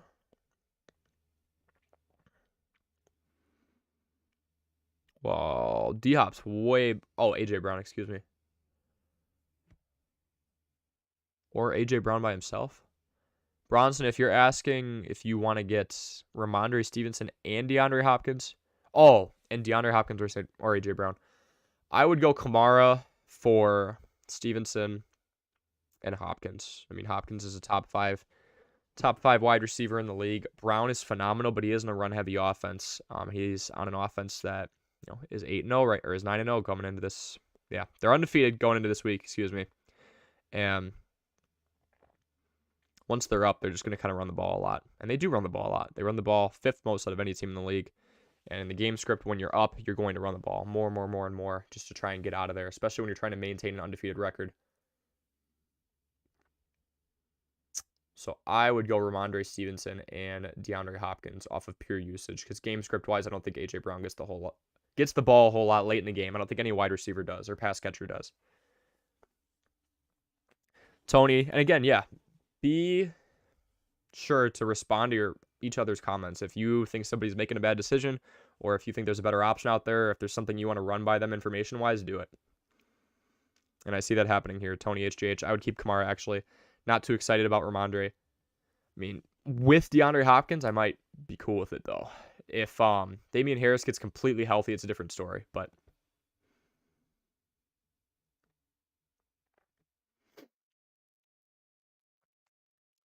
Tony Pollard, Aaron Jones, Dave Montgomery. Pick one running back. Jones doesn't have the best matchup against that Dallas front seven. Pollard, again, game script. I think him and Zeke could both continue to get a decent amount of carries if we look here.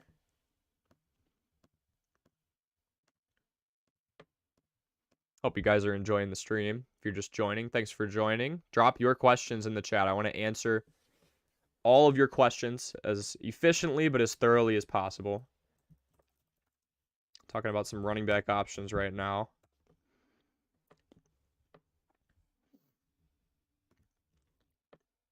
Wrong tab.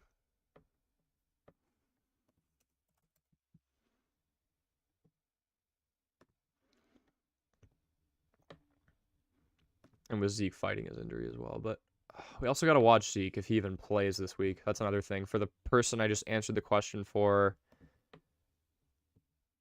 what was it? For Bronson, Zeke, Thielen, Pickens, and Donovan Peoples-Jones. I know I said maybe consider Zeke over Pickens. I would just go Peoples-Jones and Pickens because Zeke is also fighting an injury, but he's also just fighting Tony Pollard for touches at this point. It's very even, like extremely even. Nearly 50-50 percentage-wise, and Pollard's more efficient in both facets. Better yards per carry. And then Zeke just is not involved in the passing game. So Pollard I like a lot against that Green Bay team. Game script-wise, you know, they allow 4.8 yards a carry. And I know I keep saying game script-wise, but if you really think a team's going to win, I think there's a great chance that Dallas just blows out or at least beats Green Bay by a couple of possessions. We've got to base our decisions off of that. So going back down, I see some people answered this already as well for Kyle, but my pick on it between Tony Pollard, AJ Jones, and Monty. Monty's starting to share the backfield with Khalil Herbert too, and it's all running back by committee, right? Everyone's doing it. If we're picking one, I think I'm going Tony Pollard because I think we can be sure more than on any of those other teams. And, you know, talking about the Bears and Packers, I can't be sure the Bears are going to beat the Lions. I think they could, but Monty's sharing with Justin Fields and Khalil Herbert. The Packers, I don't think they're going to win because they're playing the Cowboys. So I would say Pollard is going to be in a situation where he's in the fourth. Maybe Zeke doesn't even play. And again, anybody thinking about Zeke, keep in mind on that injury. I'll try and update you all on it as well if anything changes throughout the stream. Or beyond it, I can put a message in the community tab. I would take Pollard. Game script. He'll get those carries at the end. He's been so productive. 6.2 yards a carry on the ground. Heavily involved in the pass in comparison to Zeke. Whether he plays or not, I think he gets the touches he needs to. And down the road, towards the end of the game, because the Cowboys are going to win this thing, I would double down on that. I'd pick one wide receiver and one flex out of them all. Okay. So then we've got Godwin and Lockett. I like Godwin a lot. I was talking before. He's had at least 10 targets in each of his last 4+ games. So Godwin usage-wise. So then we're looking at Lockett, and I'm not too scared of Seattle's secondary. They're well on all facets, but I do think that, especially because I believe that Seattle will win that game. Again, game script. I'm going to beat it into your guys' head. If you're down multiple possessions, if you're down late in the game, you got to throw the ball down the field. Godwin's been getting those opportunities along with Mike Evans. Those are the two guys where we can rely on two people in Tampa Bay to do well. So I'm going to go Pollard at the running back position. I'm going to go Godwin at wide receiver. So now we're choosing between Jones, Monty, and Lockett. It's pretty much just been Lockett and Metcalf when we talk about red zone targets. I'm just thinking on Monty because if the Bears win, then maybe he starts to get the ball shoveled to him a little more. And they have been sticking with him, the Bears have, even though Khalil Herbert's been more efficient in pretty much every facet, almost 2 more yards per carry. I'm going to go Monty game script-wise because I think there's a scenario where the Bears win by a decent amount and they just start to run the ball to Monty more. They already run the ball 60% of the time, so he'll have enough usage to do well, I believe, against that Detroit defense that gives up a decent amount of rushing yards a carry. XM Tucci, 7279. Oh, Marco? Welcome, Marco. Should I trade away Mixon and Pittman to get Diggs and Zeke? My running backs are Joe Mixon, Alvin Kamara, Darrell Henderson. I would start to get rid of Henderson if you can, too, depending on how deep your league is. My wide receivers, Olave, Jacoby Myers, Nice, Pittman, and Dotson. Okay. So I like the move to trade away Mixon because he really isn't that efficient. Even after that monster game, 55 points, right? The value's high, so I like what you're thinking. 3.9 yards a carry on the season still, even after that monster game. Not really a whole lot to be in love with. Pittman is in a situation with Sam Ehlinger where he's just not getting the ball a whole lot because it's a new quarterback and they got to try and lean on the run, whether it's Deion Jackson or Jonathan Taylor. And then running backs are Mixon, Kamara. Yeah, I think you got to do it. Trade him for the high value. If you can get Stephon Diggs, Ezekiel Elliott, the only reason I don't like him is because, well, obviously he's losing some carries to Tony Pollard, and he's been injury prone as of late, as he has been the last couple of years. But Zeke is on a team that's going to be winning a lot of football games, especially against the Packers if he can get in there. I think him and Tony Pollard both get a decent piece of that pie and are going to get usage. Anytime you have a running back on a winning team, even Devin Singletary, there's a reason he's always top 25, top 30. You run the ball a lot down the stretch. Now, the Bills are actually kind of an exception. They'll still throw it sometimes. The Cowboys, Jerry's world, if you're up 10, 13 points with a few minutes to go, you're going to start running it to where Zeke is going to get his touches. Definitely take advantage of Mixon's value and do that. So, yeah, Marco, I'd do that all the way. Kyle said, thank you, man. No problem. Tony giving advice as well, saying Zeke and Pickens. I could see it. Let's say into Kyle Pollard. Good stuff. I like that you guys are answering each other's questions too, and then I give my take on it as well. Zeke could be good week 11 and 12. And that's kind of what I was talking about, Tony, with Zeke's health and availability and Dallas having some easy matchups. Guess what? Everyone's saying the NFC East is back. I'm not saying they're not. Coming into this year, 32nd, 31st, 30th, and 29th. Those were the strengths of schedules for the NFC East teams coming into this year. So they were going to do better. It was bound to happen. 4 easiest schedules in the league based on 2021 records. Jason Sackett said, subscribed. Appreciate you, man. Connor LaRose, welcome to the stream. Dropped Taysom. I don't know how I saw Jason. Probably because I was just answering Jason. Dropped Taysom Hill for Donovan Peoples-Jones. I think so. Taysom Hill is unique because he gets those handoffs and he is a tight end, so cool. But he's also a flex spot, and that's probably what you're looking at for Donovan Peoples-Jones. Peoples-Jones has 5 fantasy performances in standard PPR, if that's the point format that you're working with, where he's scored over 10 points, and he's working off 3 in a row. And this week, if you do this right now, Connor, Donovan Peoples-Jones is going up against a Miami secondary that is bottom 3 in passing yards allowed. So, vulnerable matchup. They also play against the Ravens, who don't have the best secondary. Steelers are horrible. And the Bengals. The Bengals probably going to win that division again. So, I like that drop. I like that swap, I guess I would say, Connor. Taysom Hill's going to get a few handoffs here and there, but you're going to get, with Alvin Kamara, he's going to take up a lot of those touches. Donovan Peoples-Jones is that surefire wide receiver too. He's barely owned in any leagues. It's like 19% right now. Grab him while you can have him. And especially for this week, even if you want to try and stream him and start him, Connor, he's facing one of the worst secondaries in the league. A team that just gave up 30-plus points to the Bears and got made look silly and barely got out alive in terms of winning the game in the Dolphins. So I like DPJ taking over Taysom Hill's spot on your lineup a lot. Tony says trade Taysom, if anything, next time he blows up. If you have another good tight end, yeah, you could drop him. I'm assuming Taysom's not your starting tight end. If he is, that kind of changes the story, Connor. But, yeah. Mikey Z, welcome in. Should I trade away Jeff Wilson to get Cortland Sutton, Claypool, and Allgeier? If you can get all 3 of those, maybe, but I'm really not in love with... If you're really looking for depth, man, because Cortland Sutton's been losing a lot of those targets to Jerry Jeudy, if we look here.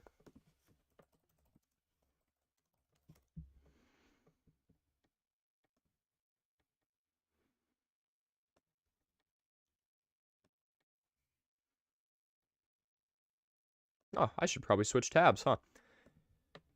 Jerry Jeudy's taking those targets away. It's 18-13 over the course of the last couple of weeks. And if we go back even more, it's 25-16 in the last 3 games when we're talking about targets between Jerry Jeudy and Cortland Sutton. And actually, Greg Dulcich has more targets than Cortland Sutton. So Sutton's been the 3 the last couple of weeks in a horrible offense in the Broncos.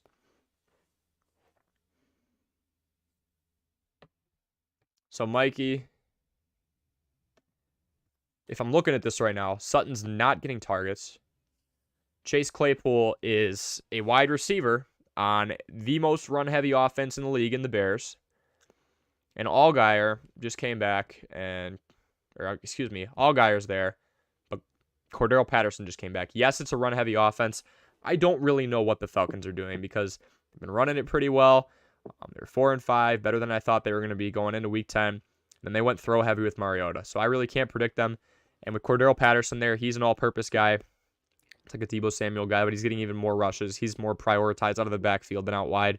I mean, you have Sutton, who is well behind Judy and now Dolchich in usage in the last couple of weeks. You have Claypool, who's got to compete with Mooney and Kmet in a run-heavy offense. And then you have Allgaier, who now has to compete with Patterson. Even with Jeff Wilson, I mean, he went in there, and I think he took the running back one spot away from Mostert. We'll have to monitor it. Mikey, I wouldn't do it, because then you got to give up 2 roster spots as well. So that's my take. Tony says, no, the guy's literally emptying his trash into your roster. Yeah.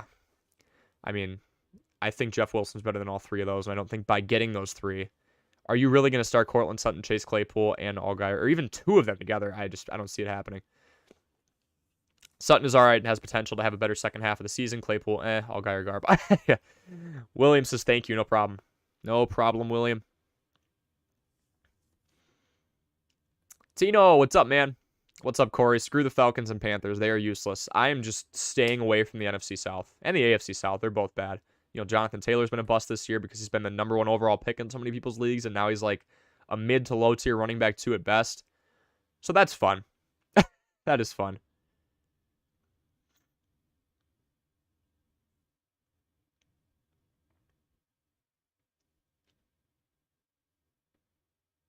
Okay, let's see here. I just dropped my comment bar. I'm so sorry, guys. All right, there we go. I'm on around that one by a mile. Deontay Foreman, 19 points, useless. Kyle says, yeah, Deontay Foreman. It's weird because a lot of people were really low on Foreman after his performance in the prior week. You know, people were talking about Marshall Jr., Terrace Marshall Jr., obviously DJ Moore. People were talking about Cordero Patterson, who put up 3 points. So, Kyle, valid point, but I kind of see where Tino's coming from because Cordero Patterson, who's owned by many, did horrible and had a really good matchup to take advantage of. Barely got used. Yeah, Panthers and DJ Moore are good. They have better games ahead. Kyle, when you're facing him, yes. when you're facing Deontay Foreman, yes. Tino with the bad luck. You could still recover. We're not even at Sunday yet. Oh, I thought I was going to sneeze. Sorry about that. CD is the only one in my starting lineup that has a poor matchup. Do I drop him for Pickens or do I keep the star player? You know, it's interesting, Brian, because I know we've had this conversation before where you're like, that's the tough strategy thought that goes into it for a beginner. That's okay. That's good, Brian. We're thinking next level stuff here. You're thinking, do I have a better matchup that's worth taking care of or taking advantage of? You know, it's a throw-heavy offense with Pickens. It's not a quarterback that I really trust in Kenny Pickett to get it done. You know, they can throw a lot. It doesn't mean they're going to complete the ball a lot. For all we know, the Steelers go 3 and out on 8 occasions, and I think they're one of the best candidates to do that, and they lose, and everyone has a bad day. I would keep CeeDee Lamb. Yes, it's a great secondary in Green Bay, but I really do think that, you know, it's CeeDee Lamb, it's Michael Gallup, it's Dalton Schultz, it's Tony Pollard in the passing game as well out of the backfield, whether he's the RB1 or not. And I do think he took that job from Zeke, especially in his tryout day against the Bears. Brian, I'm still going to go CD because I feel like I'm trusting Dak a lot more than Kenny Pickett to get the ball over, and it's not close. I still think CD gets used plenty, gets the usage that we need him to get. So that's what I would go with. Tony says keep CD. I agree.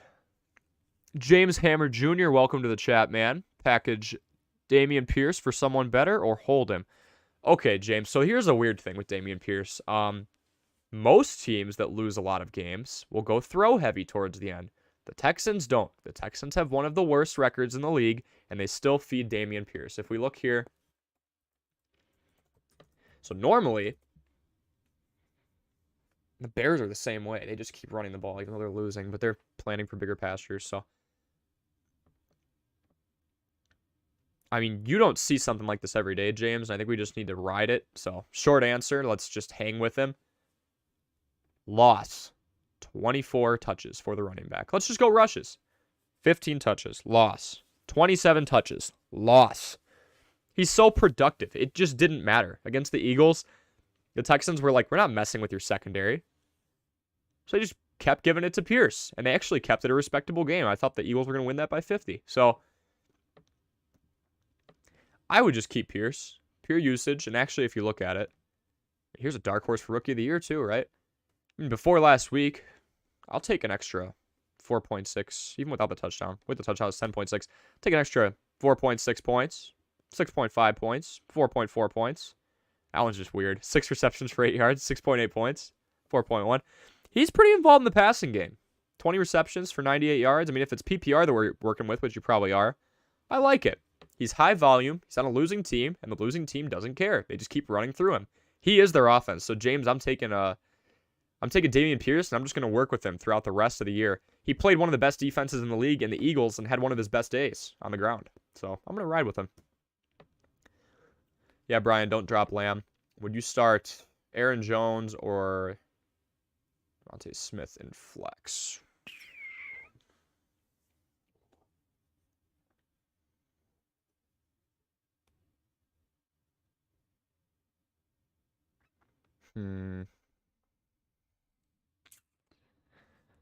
I'm always hesitant. I mean, decent secondary, right?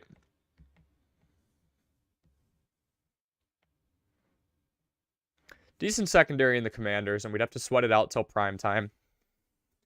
The Commanders, a lot of people are like, oh, they're not that good. I mean, they're 4-5. They're in the best division in the league right now. Again, they all have easy schedules, but when these two clash,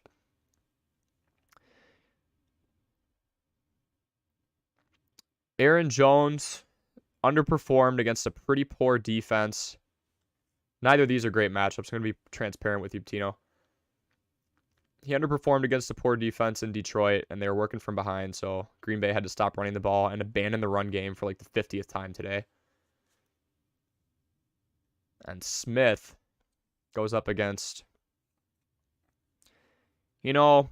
between those two, and again, Tino, we look at game script. I really don't think Green Bay has a fighting chance at winning that against McCarthy or not, revenge game or not. And it goes for him too. Maybe he wants revenge on him, right? A lot of Packers fans didn't believe in him. So, don't think the Packers win this. And as a team that has been abandoning the run game a lot, Tino, I don't think Aaron Jones is going to get as many touches down the road in that game, latter half. He's getting way more than A.J. Dillon. A.J. Dillon's been phased out of the offense nearly. Doesn't get used in the passing game as much as he was before.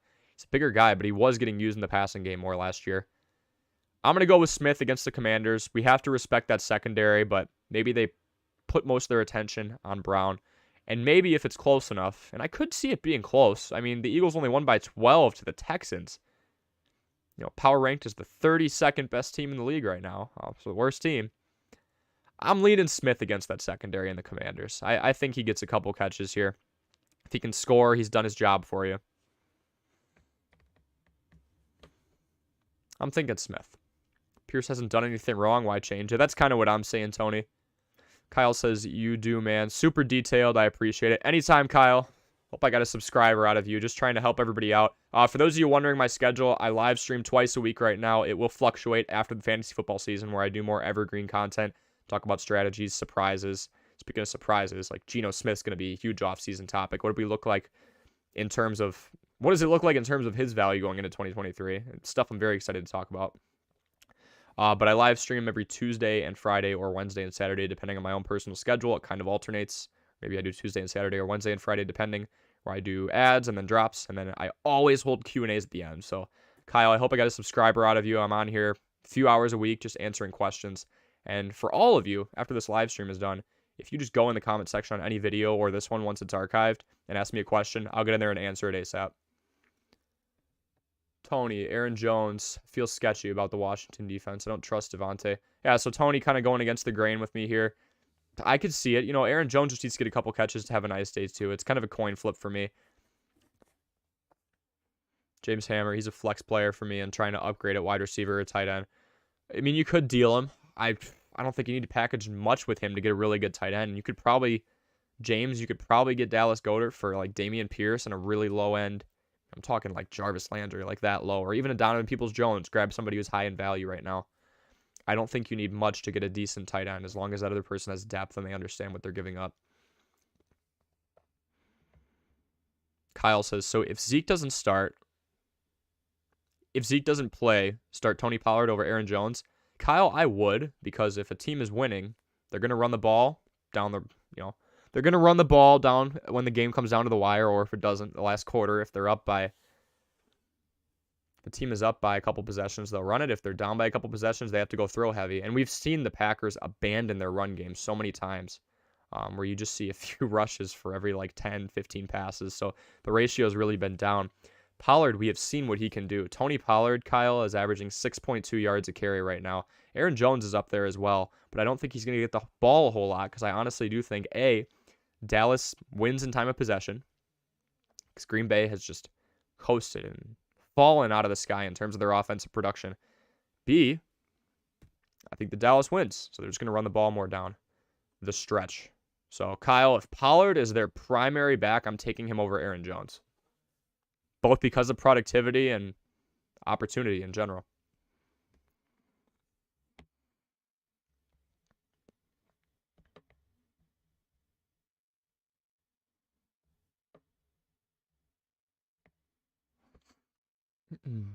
Anime says, did you see Ohio State today? I have not. What did Ohio State do? I have not been on my... So I was out of my house a lot today, so I really didn't get to see a whole lot of college football from Wisconsin. So I know Wisconsin lost to Iowa, but they've had a horrible season to begin with and went through a coach firing. I know Illini was in a close one with Purdue. Ohio State won 50-plus points. Ohio State and Michigan are going to play pretty soon. That's going to be a matchup for the ages. Maybe they both still make the college football playoff, top 4 in the country, but if you guys want to talk college football, we can talk college football too. I mean, Ohio State looks really sharp. I'm looking forward to see them go up against Michigan, and then one of those teams is going to be in the Big Ten championship against whoever comes out of the other half. Probably Illinois. It might be pretty ugly, but Ohio State stays beating teams by 40. Maybe trade him for Zeke, Pollard, Connor, Patterson, plus... Yeah, okay. I was going to say Tony. Definitely not like Patterson or Connor by themselves, but I could see like Pollard plus, if you want that flex play, you could get like an Adam Thielen, or if you want a good tight end, like a really good tight end like Dallas Goedert, you're going to do Dallas Goedert, and then the lower end of that tier like James Conner, who's been hurt. Tina says, Corey, they better. Kyle trying to clarify here. So Godwin, Lockett, and Pollard if Zeke doesn't play. Correct. Tony says, otherwise it's okay to run with the three-headed beast.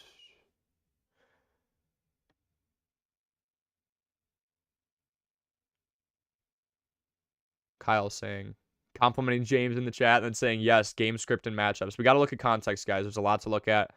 Things I like to focus on in general that you can look up yourselves. I love to go into next gen. How are my wide receivers doing in separation?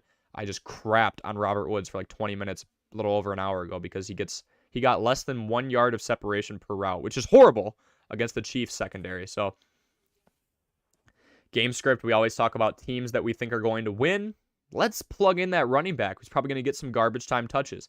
Teams that we think will lose, that's where, your Brandon Cooks comes in and gets pretty appealing. Your Amon-Ra St. Brown, your Darnell Mooney, right? Teams that lose a lot. So that's kind of what I'm looking at there. Other things I like to look at, targets, usage. Is somebody getting a lot of chances?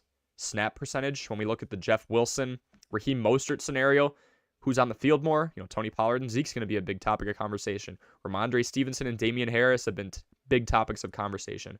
So we like to look at that as well. Red zone targets are huge. Are we getting chances to score? Noah Fant just had 14.6 points.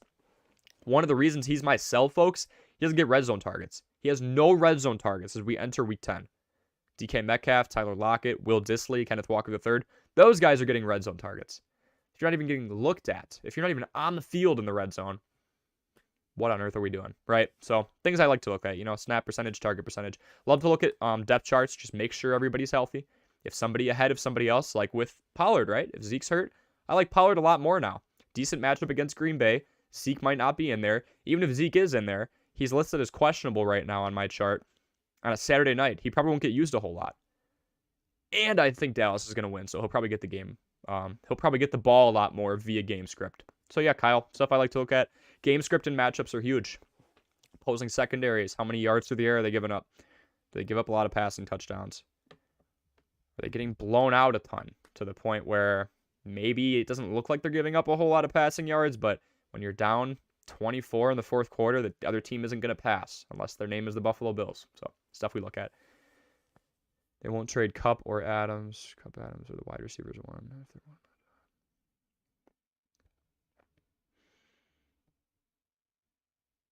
Oh, yeah. I'm not sure you're going to get like a Jay Jetta or a Cooper Kupp or Devontae Adams for Dameon Pierce. He's having a good year, but not that good of a year. people that are probably going to be off limits for most guys, unless you're in a rollover league where somebody's trying to get draft picks, are going to be Justin Jefferson, Tyreek Hill, Cooper Kupp, Devontae Adams. I mean, Jamar Chase if healthy, but maybe now.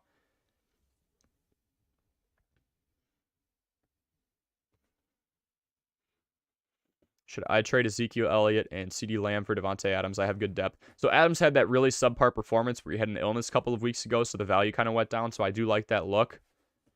I have good depth. Okay. Well, if you have good depth, then we go for that home run swing. And again, this is kind of a thing that I've noticed other people do too as well, and I pretty much agree with it. If you're trying to get in the playoffs, let's say we're going into week 10 right now. You're 5-4, you're 6-3, and you just want that edge. You want to go after a big player and you have depth. Make the home run swing. Go for your Cooper Kupps, your Jamar Chases when healthy. Go for your Justin Jefferson. Go for your Devontae Adams. If, you're trying to kind of lay back, you have that home run hitter, or maybe you just need more depth in general. Let's say you're 4-5 right now. Give up a home run hitter. Give up Cooper Kupp. Go out and get Mike Evans and Dallas Goedert. Give up give up DeAndre Hopkins. Go get George Kittle and a solid wide receiver, mid-tier wide receiver one. Could probably get better than Adam Thielen. I'm just thinking out loud right now. Go get a Rondale Moore, right? So I typically see people go back and try and get depth if they're losing, and I see people go for that home run hitter if they're just trying to get into the playoffs. Zeke and CeeDee for Adams I think is fair because I think Zeke's production is going to go down even when he is healthy. And A, he has not been healthy. B, because Tony Pollard in his tryout against the Bears did phenomenal, had a career game, is more efficient. 6.2 yards a carry to 4.1. It's only a matter of time. I think Pollard's the guy they're going to invest in. CeeDee's got enough appeal. I think you'll get the deal done. I would trade those two for Adams. I like that a lot.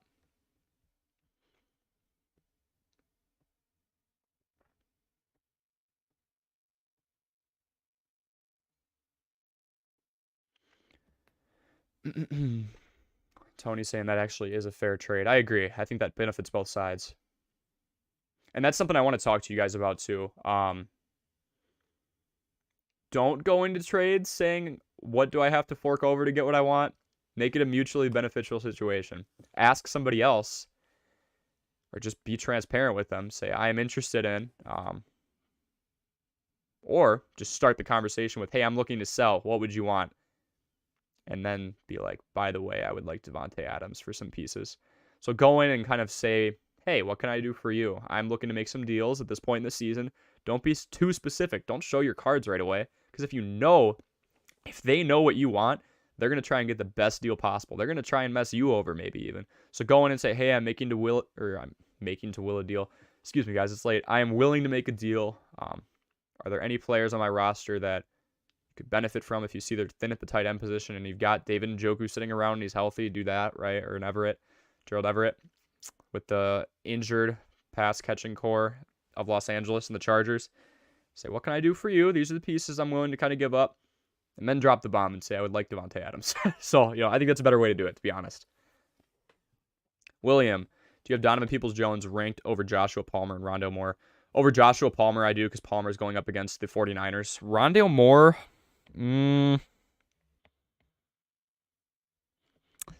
I'll go back to this. The Cardinals do run more plays than anybody else. However, the Rams secondary is pretty stout. So those two have pretty tough matchups. Donovan Peoples-Jones coming off 3 consecutive fantasy performances where he's in the double digits. That also means he's just performing well on the field. And he's facing the Dolphins. I have Donovan Peoples-Jones, then Rondale Moore. No, sorry. Donovan Peoples-Jones, then Joshua Palmer because he's the fill-in wide receiver one, even though he has a bad matchup. Then Rondale Moore. Half-point PPR, yeah. I have DPJ over those guys right now. Just for this week, William. I mean, he's facing the Dolphins. I'd take almost anybody. Tino, I got an open roster spot since Waller went on IR. Anyone you think I can pick up, stash, or start this week? Any position?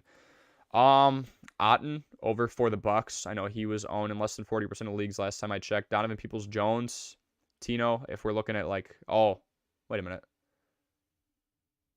If you're saying anyone, Tino, I really do like Donovan Peoples-Jones. He is owned in 20% of leagues. We're just talking about him right now.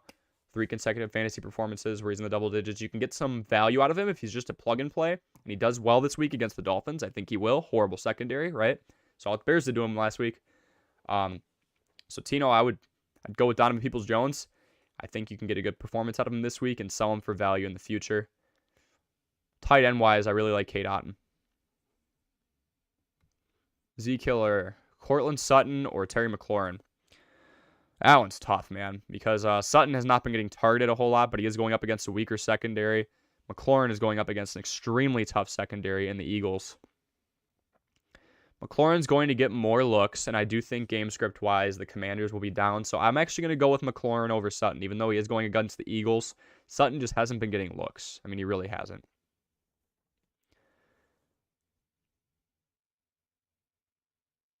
Yeah, Tony said the same thing as me. I would want to stash either Cade Otton or Moreau.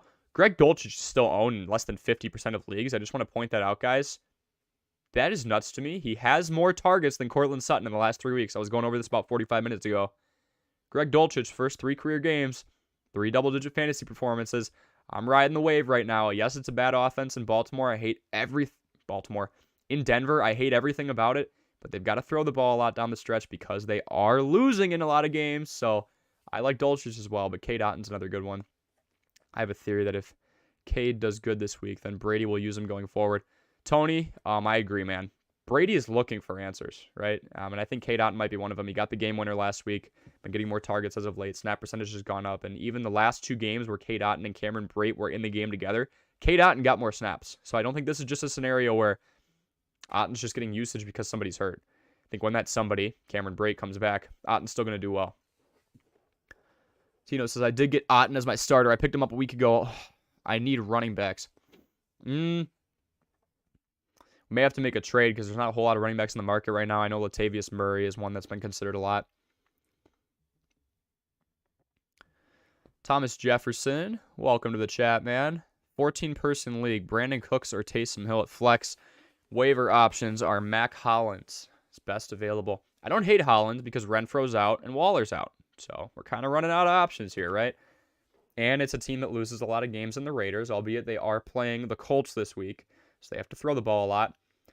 I would actually take Mac Hollins over Taysom Hill because rushes don't do a whole lot for us in PPR, and I'm assuming that's what you're playing in Thomas Jefferson. So Brandon Cooks, wide receiver ones on losing teams are, those are guys I trust a lot because I know they're going to get targets since you're constantly throwing when you're down. I've emphasized game script more than in any other stream today. So Brandon Cooks I like. Taysom Hill is facing the Steelers, but everyone's pretty healthy other than Michael Thomas, of course. Out with a broken toe for the year, I believe. Hollins has a tough matchup against the Colts. Texans and Giants. Giants secondary has been decent. I think Hollins is probably going to get the most looks, to be honest with you. Cooks may be up there.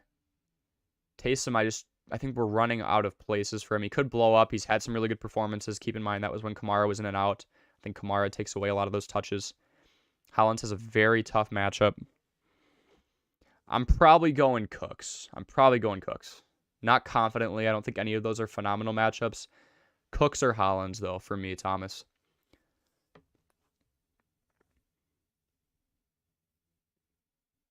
That's what Tino's saying, too. Cooks and then Hollins, maybe good with all the injuries. Rashad White is the future and is going to take over. Tony, I agree, because Leonard Fournette is averaging 3.3 yards a carry right now, and productivity is pretty important in the NFL and very important in fantasy. So I think we should keep an eye on Rashad White. Maybe not for this year because Leonard Fournette is a phenomenal pass catcher, one of the best in the league right now. Week 14-ish is my Crystal Globe estimate. All right, I like it. Tino likes the analogy. Got Peoples-Jones. Should I take the chance on him? Against the Dolphins, I would.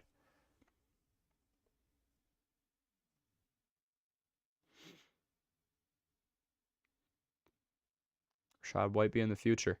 Need the W. Tony, what do you think? Jenna, welcome. Saquon for Leonard Fournette, Chris Olave, and Terry McLaurin. Fournette's production's been down. Olave is the wide receiver one with Thomas out, and McLaurin is in a pretty bad offense with the Commanders. I would want an upgrade on either the end of Fournette or McLaurin. I would keep Olave in the deal. But if you're looking for depth, Jenna, yeah, I mean, we're going to deal Saquon, and we're going to get some pretty nice pieces.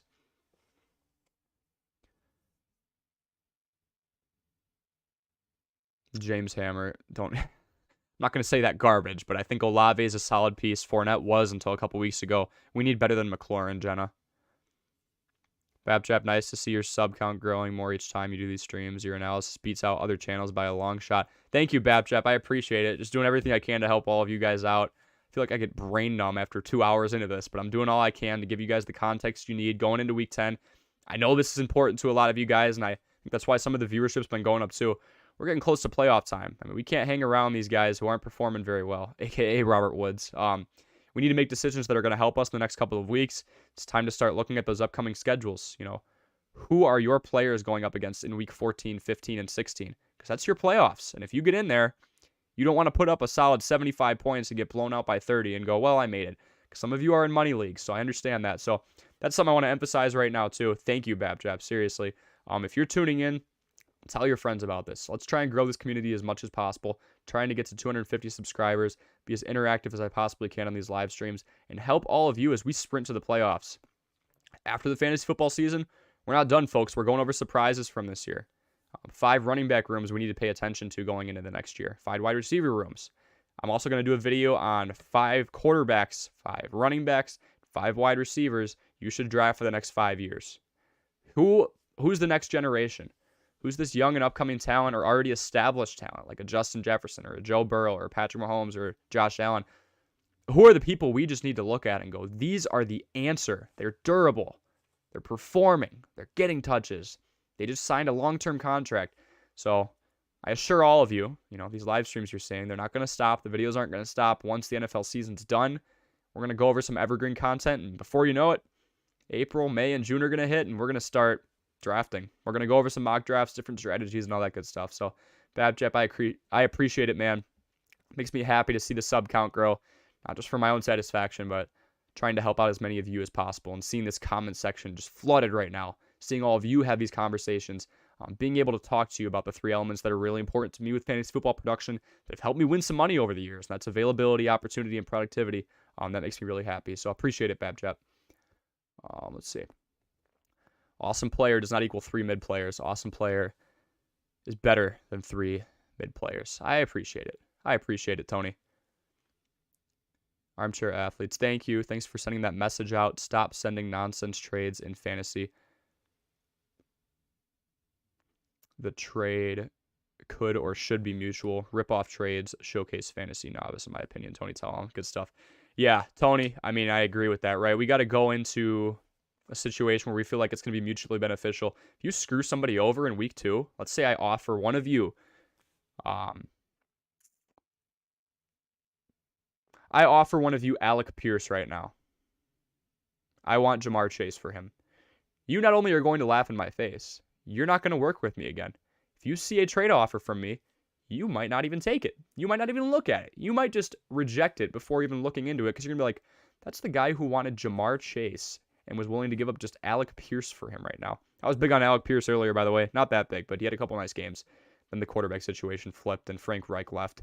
But you have to go into something looking for how it's going to benefit your opponent before it can benefit you. You want to get more out of it. But there are trades where it's mutually beneficial, especially these depth ones. I agree with Tony. 3 trash players or 3 mid players does not equal 1 great player. Because you probably have people on your roster who are going to start over those 3 players. So if you're getting 3 bench pieces for Devontae Adams, I don't think it matters, right? Vice versa, if you're giving up 3 bench pieces and you get it, cool. But then you have to look at your roster after you got these 3 pieces and go, do I kick anyone off? And if the answer is no, you're waiving the players you just got, or you're putting the players you just got on your bench because you want to convince yourself that you need them. You're probably never using them, and you just lost your blockbuster player that you drafted in the first or second round. I really don't like 1 for 3s unless you're really just trying to get depth and you're not looking too good, or if like picks are involved, like if you're getting if you're giving away Devontae Adams for a good pick and a couple depth pieces, you're just trying to ride the season out and you're in a rollover league or whatever you want to call it, or a dynasty league and you have draft picks for next year, that's fine. But if we're just talking about pure value, I really don't like the approach that Tony was talking about, where you're getting 3 mid players, some of which may not even be good enough to be on your roster. You've got to look at your roster and ask yourself, do these guys belong? Devontae Adams for, let's say, a Dameon Pierce, Adam Thielen,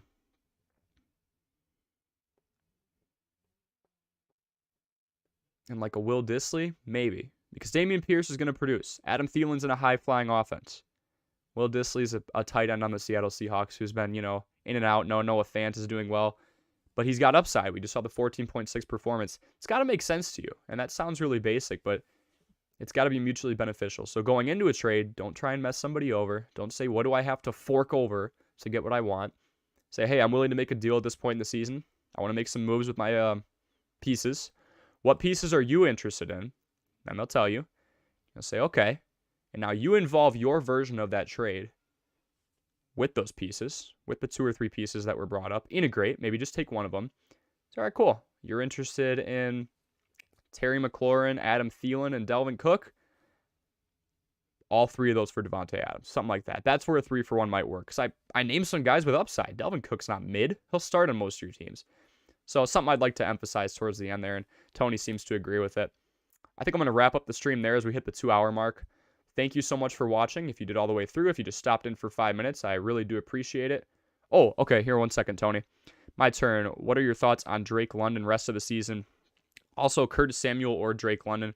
Both not great offenses. The thing I like a little bit more about the Commanders and Curtis Samuel, which is my answer, they're less run-heavy.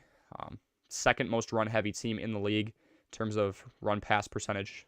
Play-wise, it's the Falcons. Drake London has not been getting targets. Has 5 receptions in the last 3 weeks. Tony, at the beginning of my stream, Drake London was one of my drops. I'll go back here.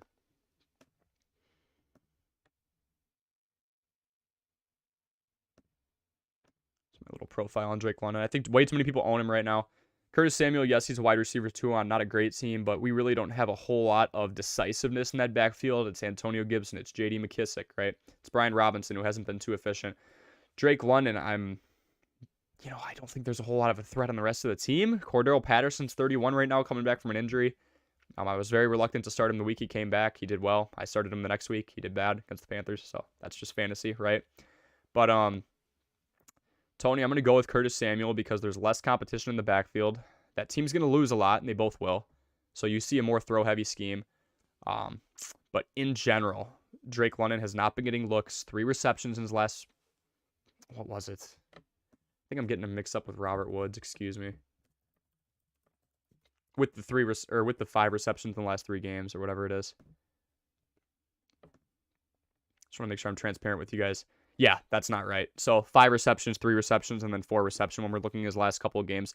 The logic still stands. The numbers do not. So Tony, I like Curtis Samuel a little more. I think he's going to get more usage. There's not as much decisiveness in the backfield. Whereas over in Atlanta, we do have Cordero Patterson. Not crazy about him, but it's a more run-heavy offense. Both teams will lose a lot, so they're gonna throw the ball a lot down the stretch. But Drake London, catch percentage is way down.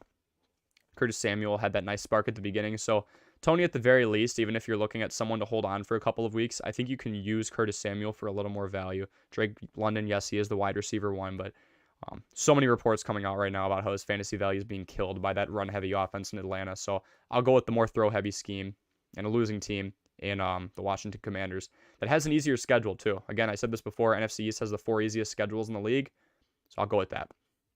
No problem, Tony. Just trying to give all of you as much research-based decision-making as I possibly can. I don't just want to crank out answers, so I apologize to any of you who put comments in here and it took me like 10, 20 minutes to get to you. A, it means a lot of people are commenting. B, it means I'm being as thorough as possible with all of your comments so I can give you a research-based answer. I'm not just going to look at 2 names and go, I like that one. I'm going to look at their matchups. I'm going to look at their depth charts, and I did that with all of you today. Their snap counts, their target usage, their yards of separation. We really break into it deep here. Again, those 3 aspects, right? Availability, opportunity, productivity. Joseph Palacio, it's been a while since I've seen you, man. What's up? Make sure you drop your comments in this video. This video is about to be archived. I'm about to end the live stream, but Joseph, if you need any help on your fantasy football lineup, bud, just let me know what you need, and I'll do a deep dive on your team, just as I did for all of you here. So again, if you watch this, started out as the 5 people you should drop or sell from your team going into Week 10. And as always, I do the fantasy football Q&A. I do your fantasy football homework for you. I'll do it every single week going forward. We'll have some fun in the offseason as well as we break into 2023. So I'm Corey. This is Armchair Athletes, and I hope all of you have a wonderful night.